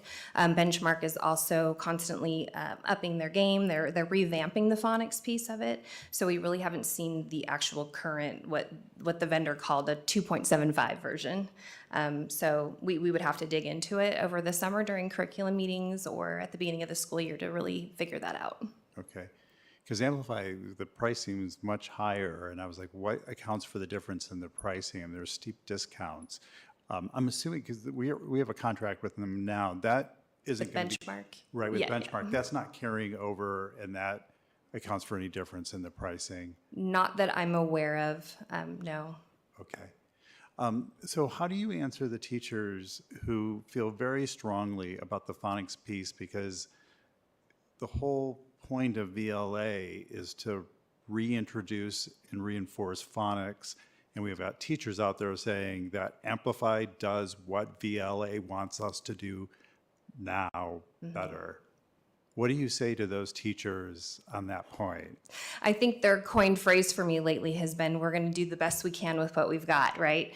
There are some really great materials on the supplemental list that can be utilized either way through CKLA or Benchmark Advance if we had to supplement. So there are some strong options.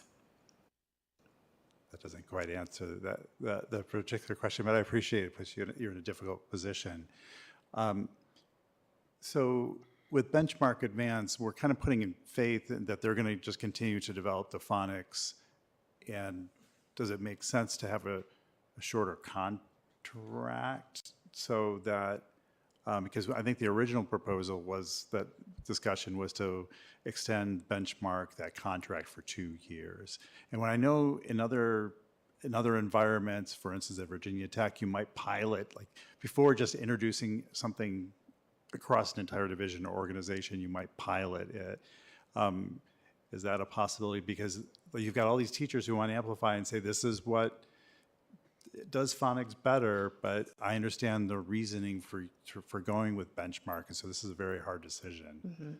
I'm sure there's always topics of discussion about how long the contract would be. I was under the impression that we were looking for 6 years, so that's kind of what I pursued. I think that would have to be a discussion that Dr. Bregan, Dr. Wickham, Mr. Sizemore, and myself would have to have, yeah.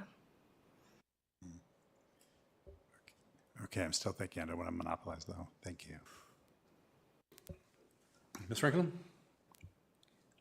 I believe I asked this question before.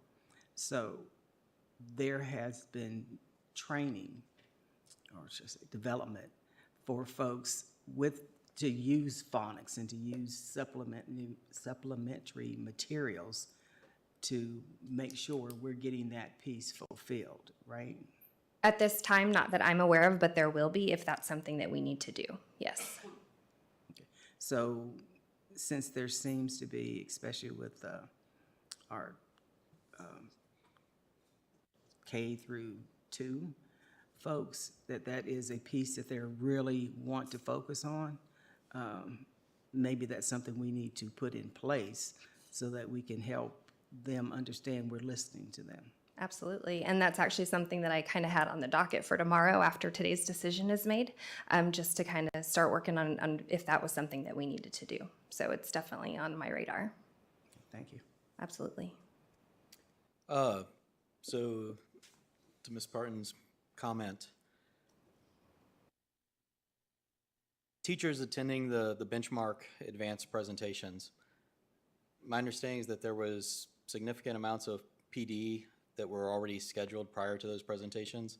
I'm only aware of one that was scheduled, yes, prior to. For how many teachers? It was an implementation teams, so I believe we had 50 people in the division. And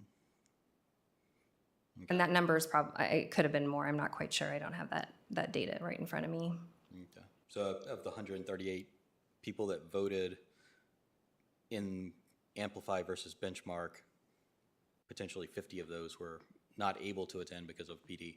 Additionally, Benchmark was also available via video presentation. Correct. So do we have records of how many people watched the video?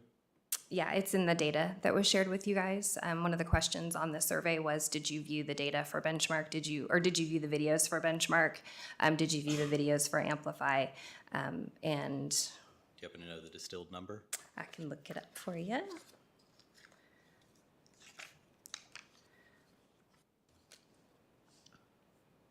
A 102 of those previewed the presentations out of the 137. Thank you. Mm-hmm.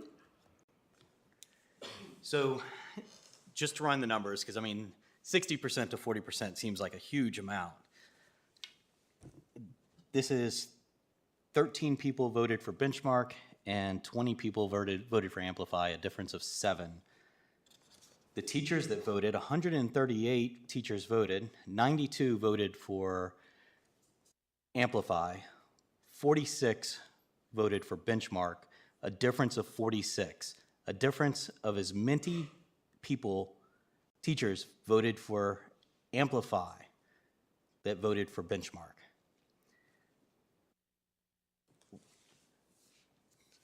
Why is there such a discrepancy?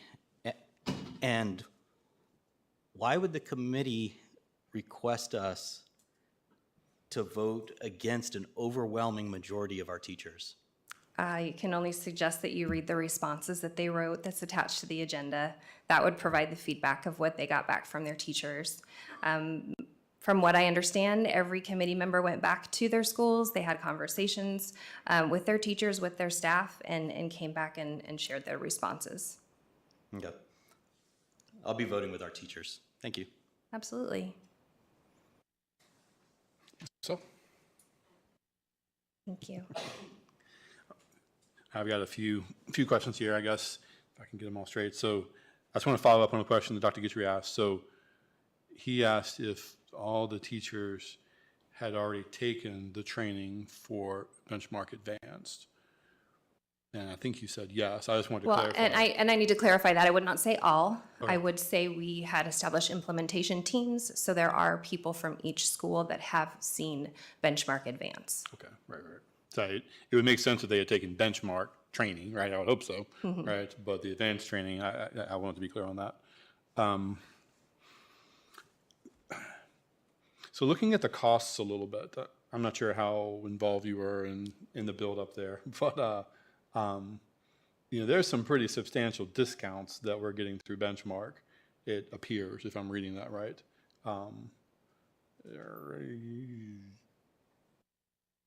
Almost $500,000 discount, right? Is that because we're a current customer and they're trying to not lose us, or do you know that answer? I do not. I was not part of the negotiation part. And Dr. Bregan, would you like me to reference Mr. Sizemore, or would you like to? I mean, I think it was a process of negotiation when it came back to, like, here's the number for the renewal, whatever it was. And Mr. Sizemore kept going back and saying, sharpen your pencil, come back with the lowest number. And that's ultimately where they landed. Okay. Thank you. Did we do that same exercise with Amplify, who didn't seem to give us any discounts? Not that I'm aware of, no. Okay. And I guess also just trying to understand these costs, I'm assuming that since we are effectively starting over with Amplify, there would be additional costs that maybe we wouldn't need with Benchmark, right? Because like the charge quantities and some of these things, there's like 6,000 quantities of things. Well, and the vendor did mention that it was the bells and whistles quote. So that's just kind of what she had said to me, and it was kind of a last minute thing, just trying to get all the information to you. So it's definitely something that could be negotiated.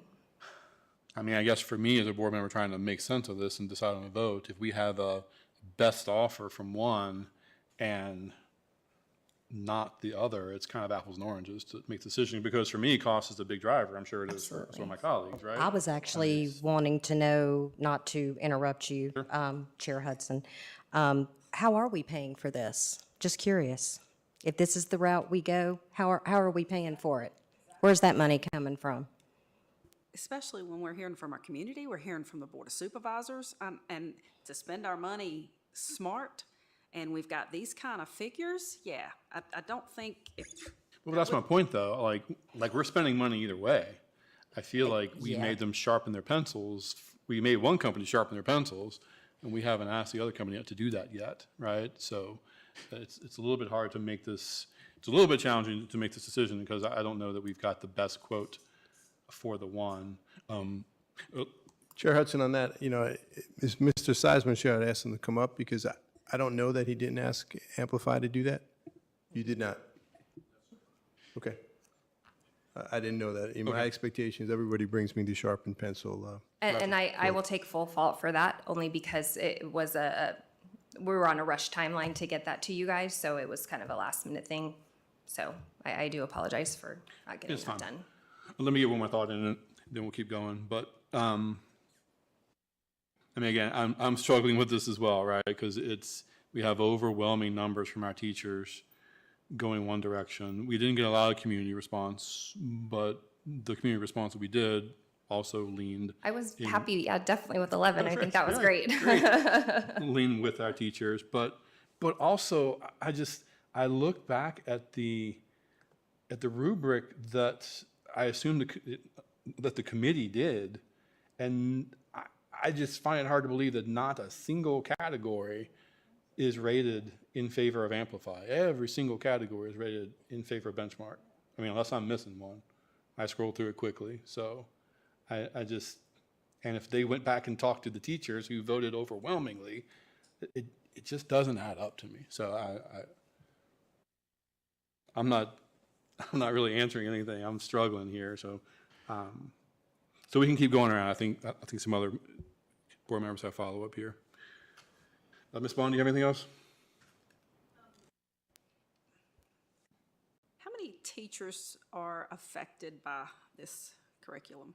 I think we figured roughly 450, 400-ish. And how many how many were for Amplify, or how many did the survey as a whole? Referring to the teacher survey, for the second teacher survey was 137. Out of over 400? Correct. Okay. It's like a third, no, a fourth. So I don't consider that overwhelming. That's what my point. So, well, I mean, like, that doesn't mean anything, right? It's like, if that's your sample, though, wouldn't you expect the bigger sample to be? 138 representatives is way more than 43 representatives, or 33 representatives, sorry. You're representing a third of the population, whereas the others representing a tenth of the population. This is where we always get in trouble with surveys, right? Unless you get 100%. Right, go door knocking, right? Yeah. Everybody can fill in those gaps however they want to, right? Correct. Ms. Parton, anything else? So yeah, if I was looking at the Amplify curriculum correctly, it would appear to me that that particular curriculum looks like it is focused more on screens, and we're clearly trying to get our students off of screens. Am I incorrect? Not necessarily, in saying that? It does have a lot of text that is used. I think a lot of the curriculums now give you the option for the online piece. The teacher materials are online, so they're able to print them if they need to or access it, but the majority is still student with text in hand. Okay. And that goes for both curriculums. Okay, and it was Benchmark, I think I had heard or was told it was more easily presented as 2 hard copies for students. Is that correct? Benchmark was presented as more hard copies? Well, no, could be presented more easily as hard copies for students rather than screen. I'm not sure. I didn't hear that either, so okay. I can't really speak to that. So we're probably going to always want supplemental materials with whatever curriculum we decide to go with. And I think there has been some specific teachers that have pointed out some issues that they have with the benchmark curriculum as far as what they feel needs to be done better with that. I don't know, since I don't think Amplify is used in any other district, as far as I know, or if it is, not many. Do we have any feedback or any kind of information that could be provided for us that there's any kind of analysis on anybody who's used Amplify and been able to provide us feedback on the same or similar issues that some of the teachers are saying they've had with Benchmark? So I did reach out to the VDOE and ask that question. Nothing's been released in the state of Virginia because everyone's in the same process that we are. So I don't have that data for the state of Virginia, but I do have information in other areas that I can provide for you. Okay. If that's okay, if you would prefer Yeah, no, that. that's fine. I wasn't sure if you would even know that at this point or not. I just knew it hasn't been widely used, if used at all, so I didn't know if there was any comparison we could use for that. Yep, I'll get you some data from other states. I think that was all I had, but I will say that cost is up there for me, and as well as I think the committee, and I just think I do care about what our teachers think and commend them for their expertise on teaching, but we need to remember when we're doing surveys, we need to take into account our community and others as well. And we need to look at the big picture rather than just a specific part of it. Because when you look at the big picture and throw some common sense in there, pricing, it's going to be more work. You've got to learn something new along with all these other things that we're going to have to learn that's new for them for time. We've heard them complain about not having enough time to get things done. I just think we need to just make sure we stop and think about the big picture as a whole rather than just one particular part of it. Absolutely. Dr. Guthrie? Okay, so what is the cost per student per license, Amplify versus Benchmark Advance? Because when I was looking at those costs, even with the discount, it looked like Benchmark was more.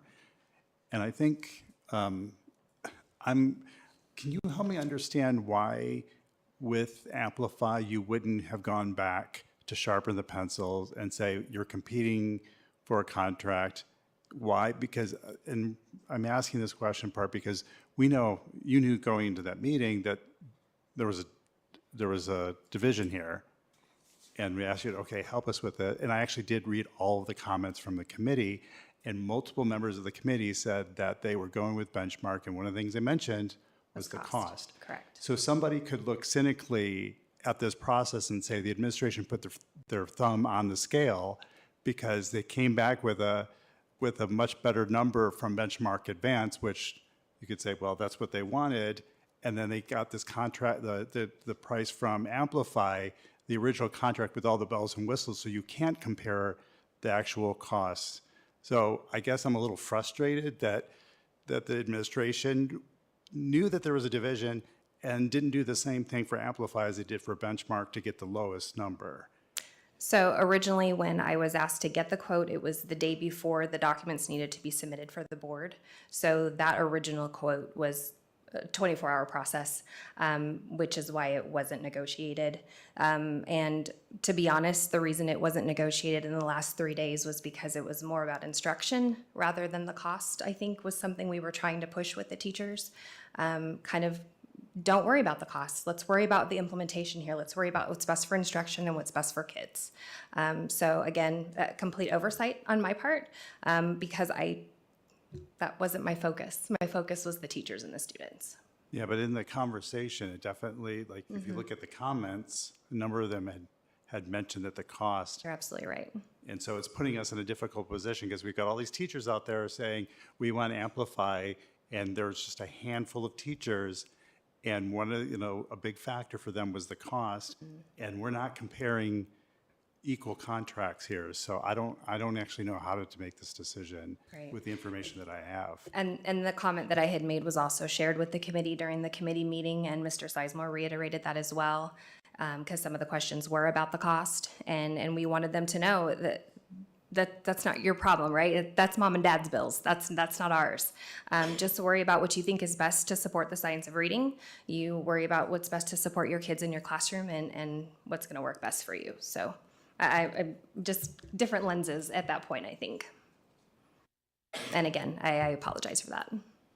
Well, am I correct by thinking that they deal with schools and all the time? So I would think they would know to sharpen their pencils when they make the first bid, if they truly want to be accepted. I mean, that's what we do, so. Dr. Getchell, anything else? In contrast, Benchmark went back and sharpened their pencils and got it lower. So that's not what they do.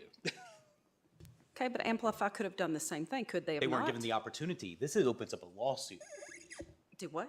This opens up a lawsuit because we gave one supplier the opportunity to go back and renegotiate their numbers downward, and we didn't give the opportunity to another supplier when we have an RFP out. Well, you could still do that, could you not? If we were to choose one of them today, we would be liable for, we would have a lawsuit potentially. Because from either company, Benchmark, if we chose Amplify, could complain that they sharpened their pencils, they cut costs, they cut items out in order to provide a lower cost contract to us. Amplify did not have that opportunity, so they're operating at a handicap to be chosen at a higher cost, but with more things. One, we gave the opportunity to cut things out but lower the cost. The other one we didn't. We need to go back and get a contract or make sure that both of them have the opportunity to compete hand in hand or apples to apples. Just on that, that's great points that Dr. Roundtree mentions. Two things. One, it's not an RFP, so that competitive bid process isn't required. It's a curriculum adoption. But I hear you. You know, where I came from, and some of the people in this audience can tell you that whenever they bring me anything, I'm like, yeah, we're not paying that. Go back and get me another price. So that's been my expectation for a year and a half here. And I understand, for whatever reason, that didn't happen with the Amplify quote. And I think, as Ms. Metzel said, when making the decision with the committee, they wanted price off the table. Price wasn't the issue. What's best for kids? What's best for our teachers? What's best for our staff to use this curriculum? It's one of the adopted ones by the VDOE, so we don't want the price to be a determining factor, even though, as Dr. Guidry said, some people mention price, you know, in their comments or whatever. Just let me finish my thought, if it's okay. So I get that. At the end of the day, whatever the board chooses, nothing is official until we sign a contract with the vendor and say we're willing to pay this or that. So I would say to all of you, don't make your decision on the price per se, because we're not paying that price. And even if the board approves a curriculum, we have to go back and negotiate the price and get what we're going to go, whatever we're going to go with. And I'm confident that if somebody wanted this division to get their curriculum, that they would come down in that 1.1 million price or whatever it was. That's my 2 cents on it. Ms. Frank?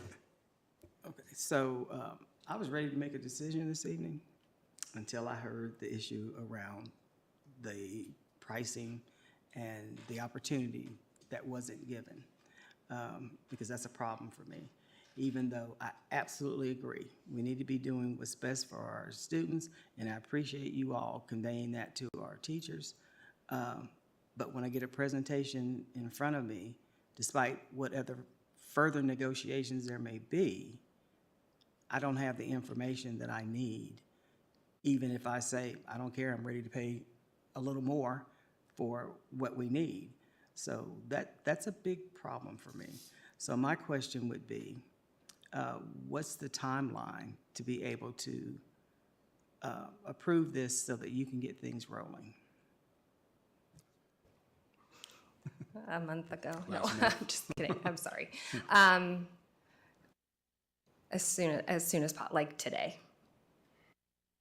But I understand where you're coming from, and I respect it 100%. I'm going to recommend to the board, obviously you all make the decision, that I agree with Ms. Metzel, this decision needed to be made yesterday, but any decision tonight without that accurate information would be perceived as making a decision not with the full information. And I don't want any of y'all to do that, and I don't want to do that. So I'm recommending that somebody make a motion to table this, and we bring this back for the 21st. That's going to be really difficult for our staff, because we want to make sure everybody gets trained up before we start. You know, I wasn't here when Study Sync got implemented, but one of the concerns I heard was we found out we got a new curriculum on, you know, August 15th or whatever, and we thought it was just a textbook, and it was a whole new way of doing things, that we didn't provide staff with enough training. So one of the things this is going to put on Ms. Metzel and our team here is we're going to have to, you know, really amp up our training over the summer, whatever we approve, to make sure we get everybody up to speed. So that would be my recommendation at this point, Board Chair. Yeah, so we've had about 12 dozen meetings in the last couple of months. Do we have one in between now and the 21st that we could make a decision? We could create one. We got a few things coming up, so. I mean, We could do that. Someone does a good job with that. Good at scheduling meetings. to that point, we're paying good money. I mean, Thursday or next Tuesday? I was gonna say, if you want it by Thursday, I can have Mr. Sizemore and myself work with the vendors to make sure that we have final end-all be-all, this is what it is, and we'll do the best we can to get you what we can. If you commit to getting us a quote as quickly as you can, we'll commit to getting a meeting scheduled as quickly as we can in order to have that vote, so we don't have to wait. We can make that happen. Only that vote. And we'll talk about that, Peggy. I appreciate that, Board Chair, and I take full ownership for that, and I apologize for bringing this up. I'm actually a little embarrassed. I didn't give an explicit directive, and that's my fault, so I apologize. I just want to say I appreciate everybody's work on this. I know this is hard. This whole thing kind of came up unexpectedly, and the administration's been trying diligently to get an answer. And this is hard, and this is, unfortunately, this is a controversial topic, as we know from the past few years. So I don't want you to feel like you're not appreciated. I appreciate You, that. Thank you. Mr. Sizemore, everybody involved. This is important work, and we got to get it right. So with that said, could we get a motion to table this vote? Don't we have a motion and a second on the We table? haven't actually made a haven't? motion yet. Okay. This was all presentation. Second. We have a motion from Ms. Franklin and a second from Ms. Bond. Any other discussion? We started with the presentation on this one intentionally because we knew we had to go through stuff. Then we were going to take the motion, but we haven't even gotten that far yet. Okay. Ms. Osborne, please call the roll. Ms. Bond? Yes. Ms. Franklin? Yes. Dr. Gitchery? Yes. Ms. Parton? Yes. Ms. Purcell? Yes. Dr. Roundtree? Yes. Mr. Hudson? Yes. 7 in favor. Motion carries. Okay. The science textbook adoptions were provided to the board for first review on April 16th. They are brought back for approval this evening. And we don't have a presentation to go with that. Everything is the same as what it was. Do I have a motion to approve the science textbook adoptions as presented? So moved. Second. Ms. Franklin and Ms. Bond, any discussion? Okay, Ms. Osborne, please call the roll. Ms. Bond?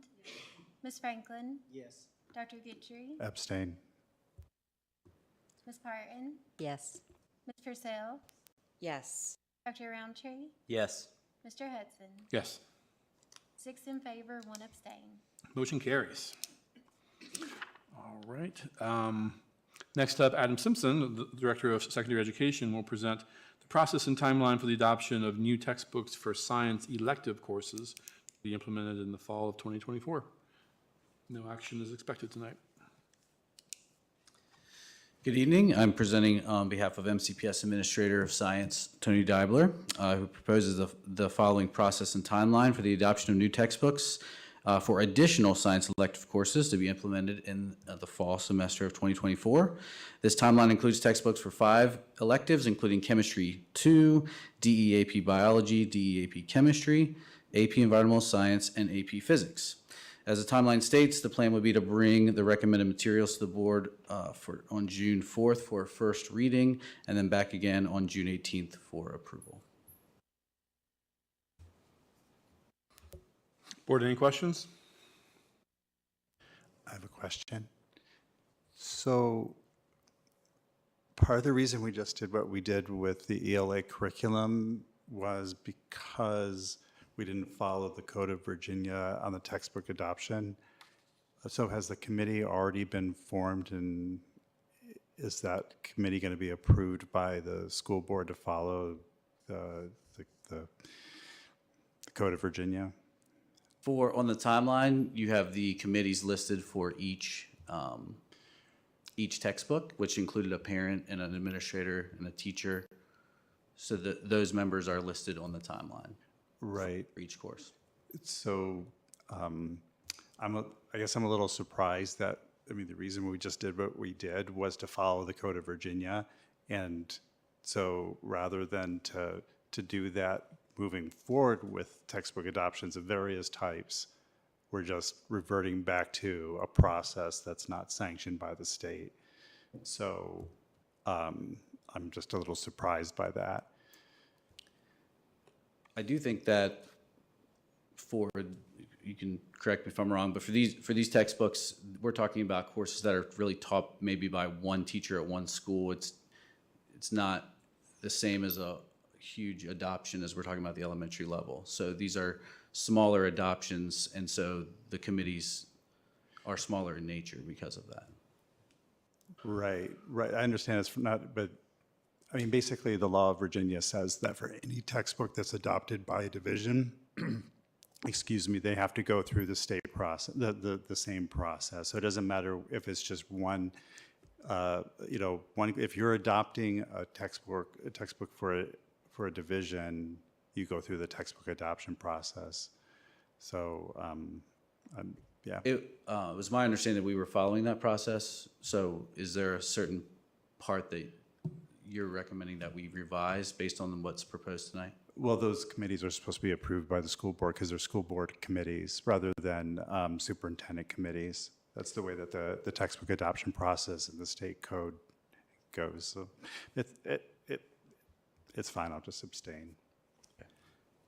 We're not voting tonight anyway. This is just informational, but, right? My understanding was that was part of the process of what's being presented tonight. This is the process we plan to go through.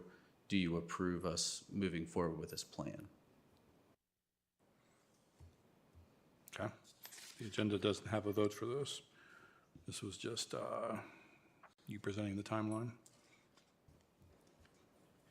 I guess what Dr. Guthrie is saying is that there isn't a note in here about the board approving the committee, just that the committee is being established in May and then moving forward to make their recommendation to us. So if we're all interpreting the code correctly, we need to step in there in order to see that committee and approve it.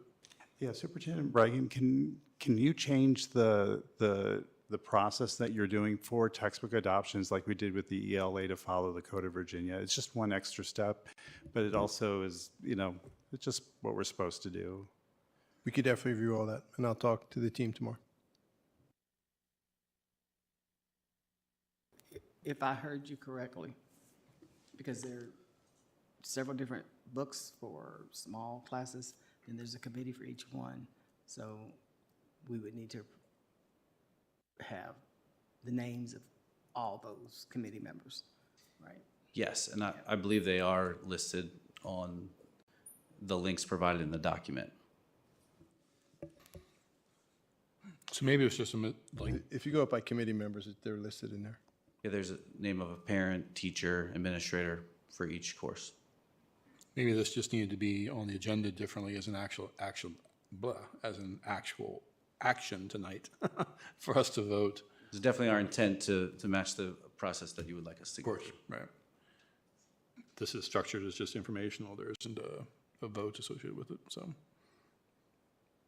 So maybe if we're going to put together another meeting real quick for ELA, we make sure we get that vote, a Ricky take as well, so you guys can move forward. Sure. Board, any other questions? Comments? There's 2 items on that agenda now, Penny. I'm listening. Thank you. Starting to grow. Well, thank you, Mr. Simpson. All right, next up, Dante Harris, our Director of Facilities, will present an update on the Christiansburg High School renovation and construction project. No action expected tonight.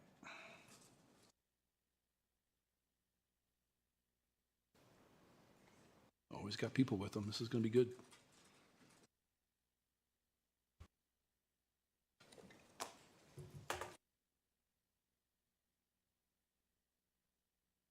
Good evening, Board Chair, members of the board, Dr. Bragan.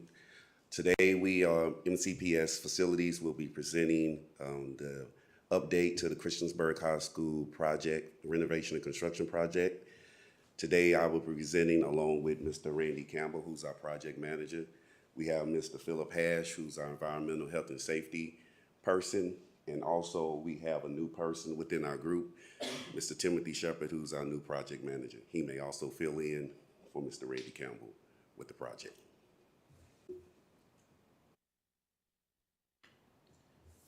Today, we want to present an overview of the budget that we have currently for the project. As you can see, total dollars spent is $12 million. For the current fiscal year, we spent $6.6 million. I know the question has been asked about the current and projected budget, construction budget. You can see illustrated, we have the amounts broken down by each month. We're pretty much on target. You can see projected as the months go on for the summer, construction costs will go up and we are monitoring those. We have an interactive dashboard that we are tracking. This is just a snapshot of that. So this is the way we can be able to see everything going forward. Next, we have an overview of the construction for the project. It's broken down into 5 major milestone markers. The first milestone marker ends in May of 2025. The next one ends in August of 2025. The next one ends in November of 2025, and then in December, and then follow up by July 2026. Mr. Randy Campbell will go through milestones 1 and 2, and then Mr. Philip Hash will go through milestones 3, 4, and 5 in more detail.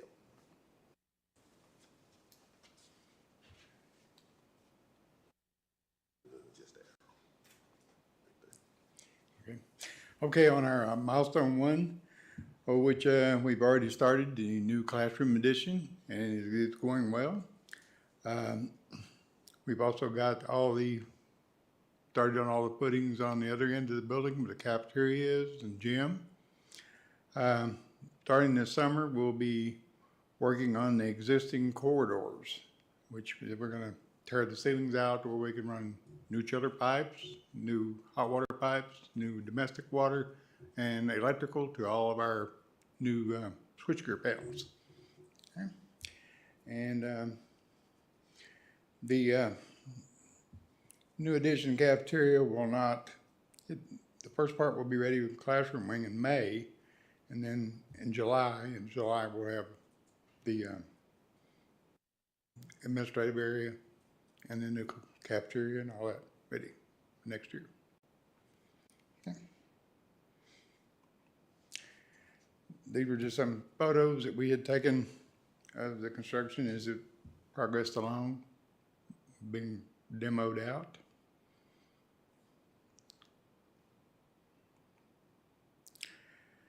These are the new aggregate piers. There's 417 of those total on the project. These are not new to me. I've used them in projects before. They're very successful with slab and to hold up the building. And currently digging footers on top of those and all the foundation footers on the outside for the block work. Those are all tested at several thousand pounds of pressure per pier.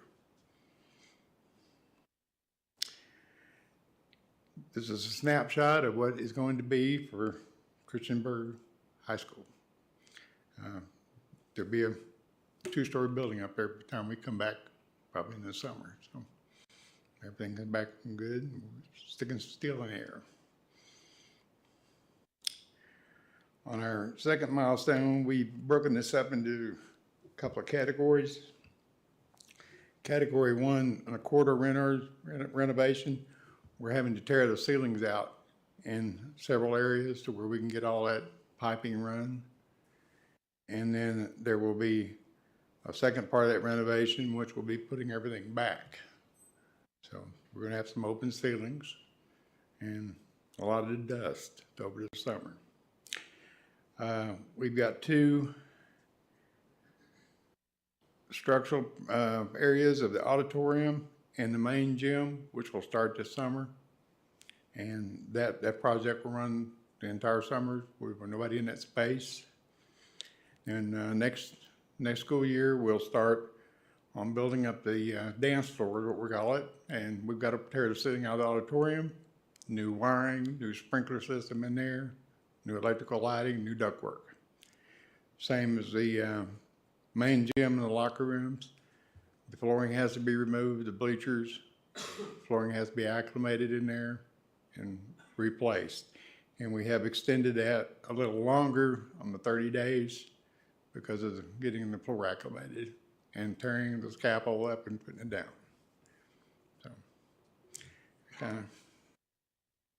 any questions? One, when you mentioned a lot of dust, so I know you all have everything set up so it's contained, so it's not, and you'll make sure that when our students and faculty and stuff come back, that there's not a lot of residue. No, there won't be. Okay. There'll be good thorough cleaning on that.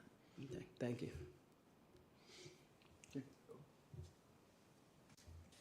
All right, moving on to milestone 3. That will include a renovation of approximately 17,000 square feet of space that will house art and physics classrooms in addition to a gang bathroom. That is slated to be completed by November 2025. That's a 7-month section of that. Milestone number 4, approximately 41,000 square feet of space.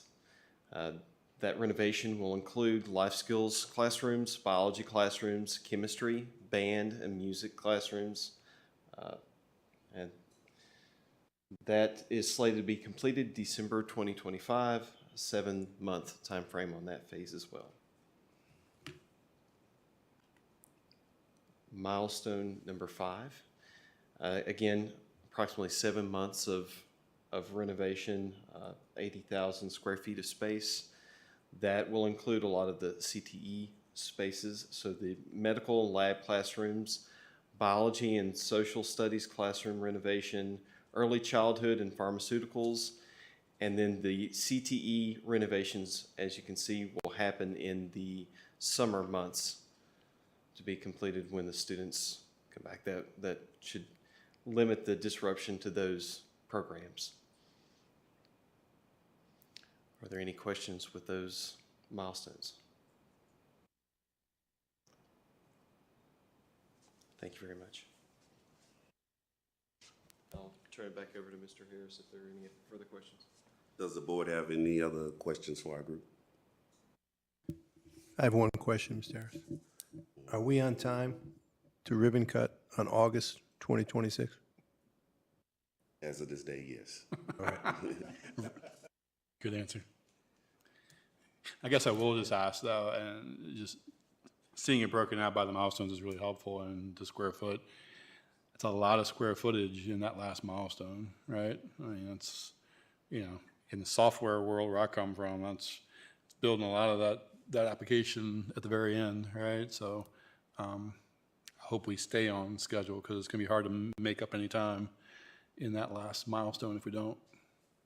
But so far, Branch has been pretty good working with us. Mr. Randy Campbell has done an excellent job as far as managing Branch. I mean, we really worked hard to try to limit any distractions or interruptions to the school and to make for sure that we stay on target, because Dr. Bragan mentions that every Friday that we meet about staying on schedule. But we also monitoring the quality of the project and the cost as well, which is why you see with the dashboard, that's something that I've come in and wanted to work real hard about, because I'm a numbers person, so we want to make for sure that we're staying on target. So to your point, as far as branches identify the critical path, and they understand how to be able to hit those targets, and we're driving them hard. You know, when we have our meetings, tomorrow we have a meeting, our OAC meeting, we're pushing them real hard about making sure we staying on task. I mean, and that's something that Randy and I constantly are keeping that pressure on them as far as the pace to be able to say, hey, we want it done right, we want it done on time. We have had some hiccups, but at the same time, we've been able to recover pretty well. So I do commend my team for really working hard with me to be able to make sure we stay on focus, on point with this project. So. Okay, great, thank you. Board, any other questions or comments? Just thanks for the update. So we will update the high-level construction project plan on our website so that way people can be able to see it, because we want to be transparent with everyone as far as what's going on. So that's something that we've been working on as well. So. Just one more question, Ms. Harris, sorry. And I was with Mr. Bauer today, I should have asked him. The camera, the live stream camera, is that set up? That's not set up yet. I don't think they got it in yet. We'll know more tomorrow when we go to the meeting as far as what's the status of it. Appreciate it. That'd be helpful. Get that on the website, see the active site, like we talked about, time-lapse Right. photos and all that. Okay. So as we come back for more updates, because we want to come back every month as far as giving updates to the board, Mr. Campbell has a drone that he's going to be able to have some like time-lapse photos that we can be able to have for the project. So he's just recently got his license to be able to do that. So we're excited about doing that for the project as well, because we want to, everybody be proud as a community as far as what's going on with the project, because it's been a long time coming. So. Good stuff. Great. Yeah. Can we get some videos in your presentation? Sure. No problem. Any other questions? All right, thank you. Thank you so much. Uh-huh. All right, next up, Dr. Amanda Widener, our Director of Human Resources, will present the MCPS staffing update.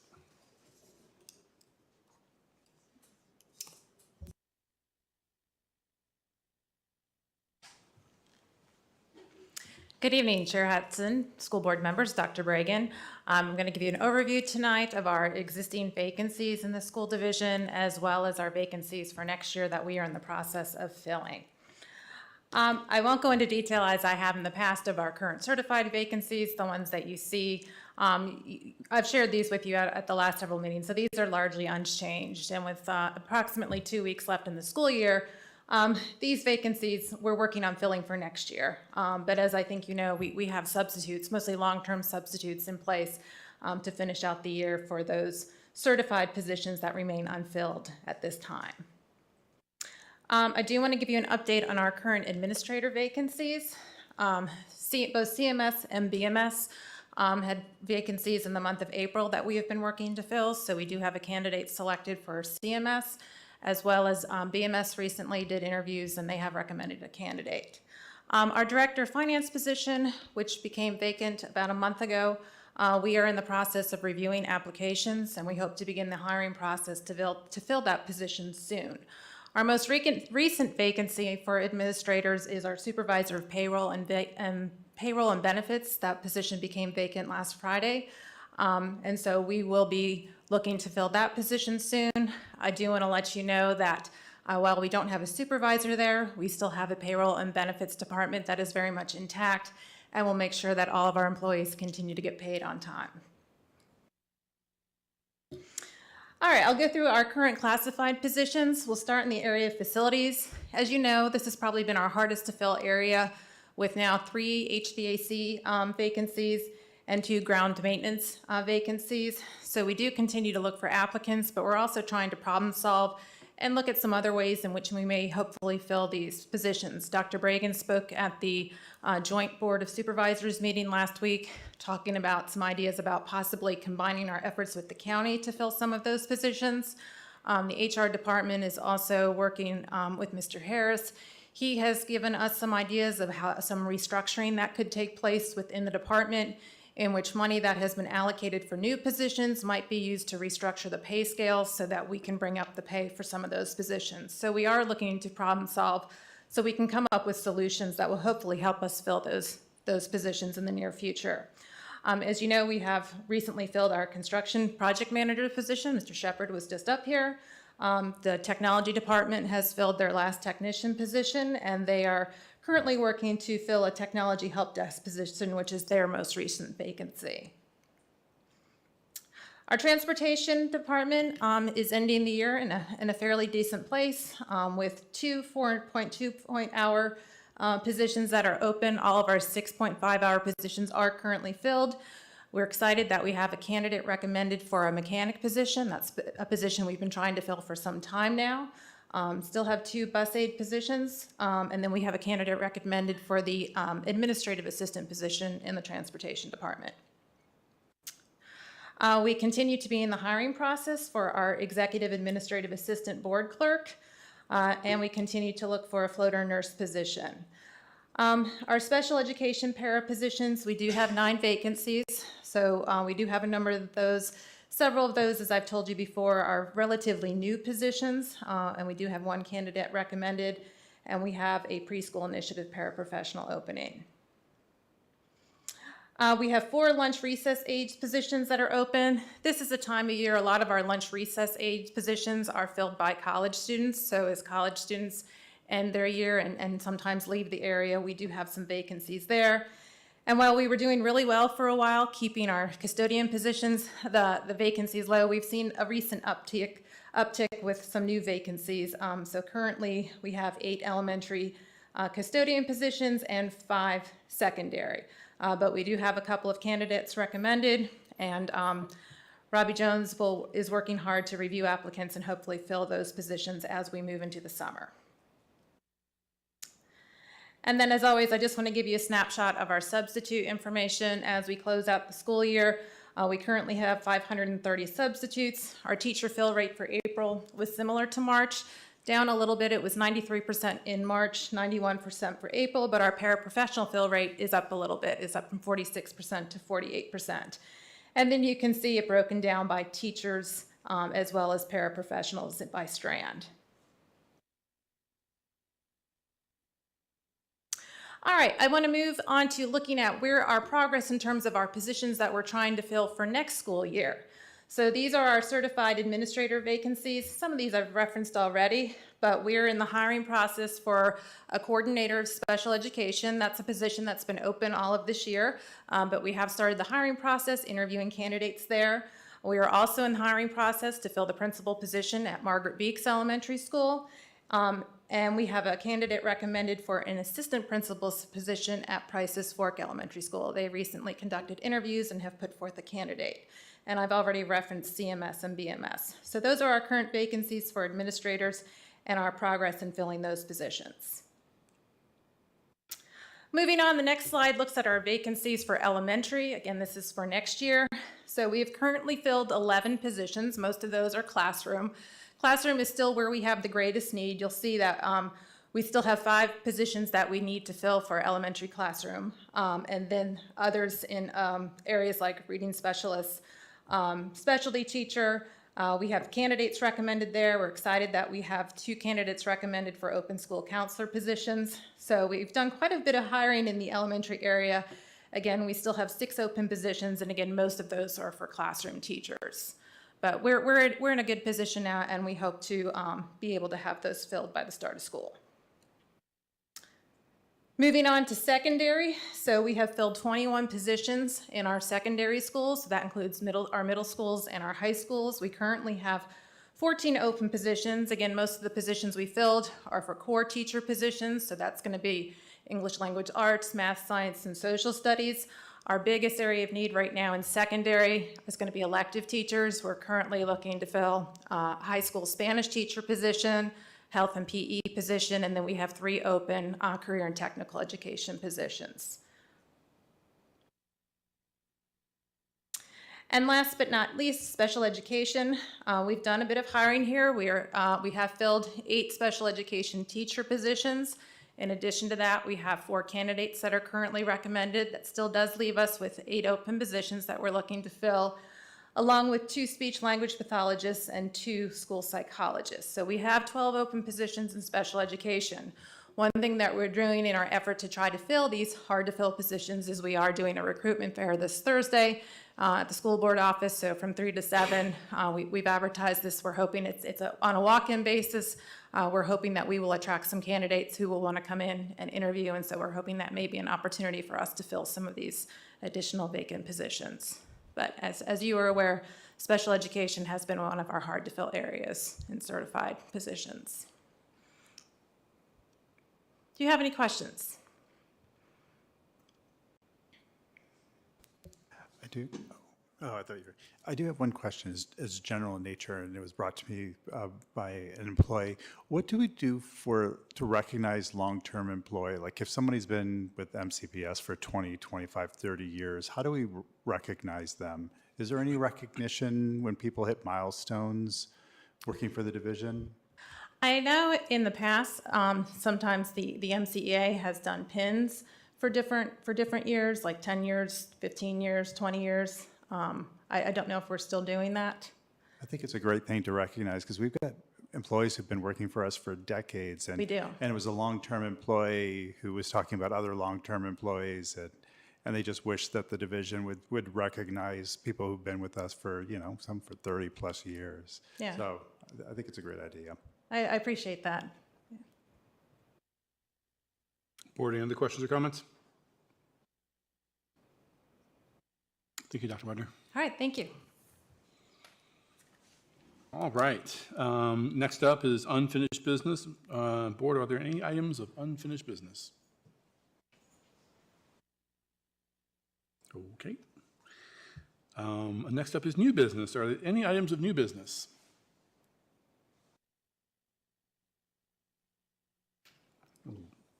Great. Next up, announcements and information. Are there any announcements? Anybody wants to share? I'll go ahead. I just want to thank the teachers, administrators, other staff, and students. The spring is such a busy part of the year. I've been to bingo nights and athletic events and wonderful theater performances, and I know that's just a small portion of all the things that are going on. And I just want to thank all the people that put in the extra hours to make all those things possible for our students. Anyone else? Thanks for our shirts. Yeah, and I actually want to give a shout out. Happy Teacher Appreciation Week. And I have to say something on a personal note. I have a daughter who is graduating from the ACE program on Friday. And if it hadn't been for our awesome teachers who got her to the point to where she is doing this milestone, she wouldn't be here without our teachers. And they prepared her. She's here because of you guys and all of our great staff and administration. And I just want to say I can't thank you enough. She can't thank you enough. We're not perfect, but we do have wonderful, wonderful staff, teachers, and it takes a village to get these kids to the point to where they can succeed. And I've seen several succeed, and she is living proof, walking proof that we are doing a great job and we are getting our students where they need to be, and they're being successful. So just thank you so much for all you do and all your hard work. And please know that from the bottom of my heart, it is greatly appreciated. All her teachers, too many to count, the ones that she didn't have that were there, the bus drivers, the cafeteria staff, the custodians, everybody that has had a part in taking care of the school, taking care of her, and getting her where she needed to be. We couldn't do it without you, so just wanted to say thank you so much. You are much appreciated, and we appreciate you guys so much. And she is thriving and going to start Radford at the new Radford School of Nursing program in the fall. And it's thanks to you guys for getting her there and her being able to get to that point. So thank you so much. It's much appreciated. I'd like to echo that, not because my two boys are still in MCPS, but also to whoever's watching online. Thank you to the teachers as well. I was a chaperone on a trip recently. I wasn't expecting to with Miss Davis, and I want to shout out to her. Not only has she invested in my son, but to watch her commitment to our students. We were driving back from the other side of the state, and I could not stay awake, but she was driving, and just to watch her and like her passion. And I know that you could magnify Miss Davis tenfold, 100-fold, and there's so many teachers who are just as dedicated as she is in our division, so I am incredibly grateful. I mean, the opportunities these students have, we can't take for granted. So it's only because they go above and beyond that they have these opportunities. So I'm incredibly grateful for the commitment of our teachers. Anyone else? Yes, I'd just like to, again, recognize teachers for Teacher Appreciation this week, and also principals for Principal Appreciation Day last week. I also had the opportunity to go to a summit on food insecurity at the Common Ingredient of the New River Valley last week, working with community members around Virginia Tech and around the rest of the community in order to understand food insecurity better. Several people were also there in support of the Senate bill from this past year that is a study on providing lunch and breakfast to all of our students, hopefully going to be passed next year. And then also, it was said in our Board of Supervisor and School Board meeting last week, but working with the community to address vaping and drug use in the community. Also, just a bit of a public service announcement for kids and parents. When kids are smoking, vaping, and they pass that to another student, they distributed drugs. They will come before us and see us. So stop vaping and stop passing them around to your friends. Thank you. Stop that. Enough of that. And stay off the cell phones, yeah. There you go. Great board. Anything else? No, I'll just say thank you again to everyone. All right. Upcoming school board meetings. We have our upcoming agenda and board docs. Our next regularly scheduled meeting will be our work session on the 21st. Sounds like we're going to try to do a special session between now and then in order to get some of those votes in. So look for that. Next up, do I have a motion to enter into closed session as authorized by section 2.2-3711 of the Code of Virginia to discuss 4 personnel matters? So moved. Second. Ms. Franklin and Ms. Purcell, any discussion? Ms. Osborne, please call the roll. Ms. Bond? Yes. Ms. Franklin? Yes. Dr. Yes. Ms. Parton? Yes. Ms. Purcell? Yes. Dr. Roundtree? Yes. Mr. Hudson? Yes. 7 in favor. Motion carries. We're now in closed session.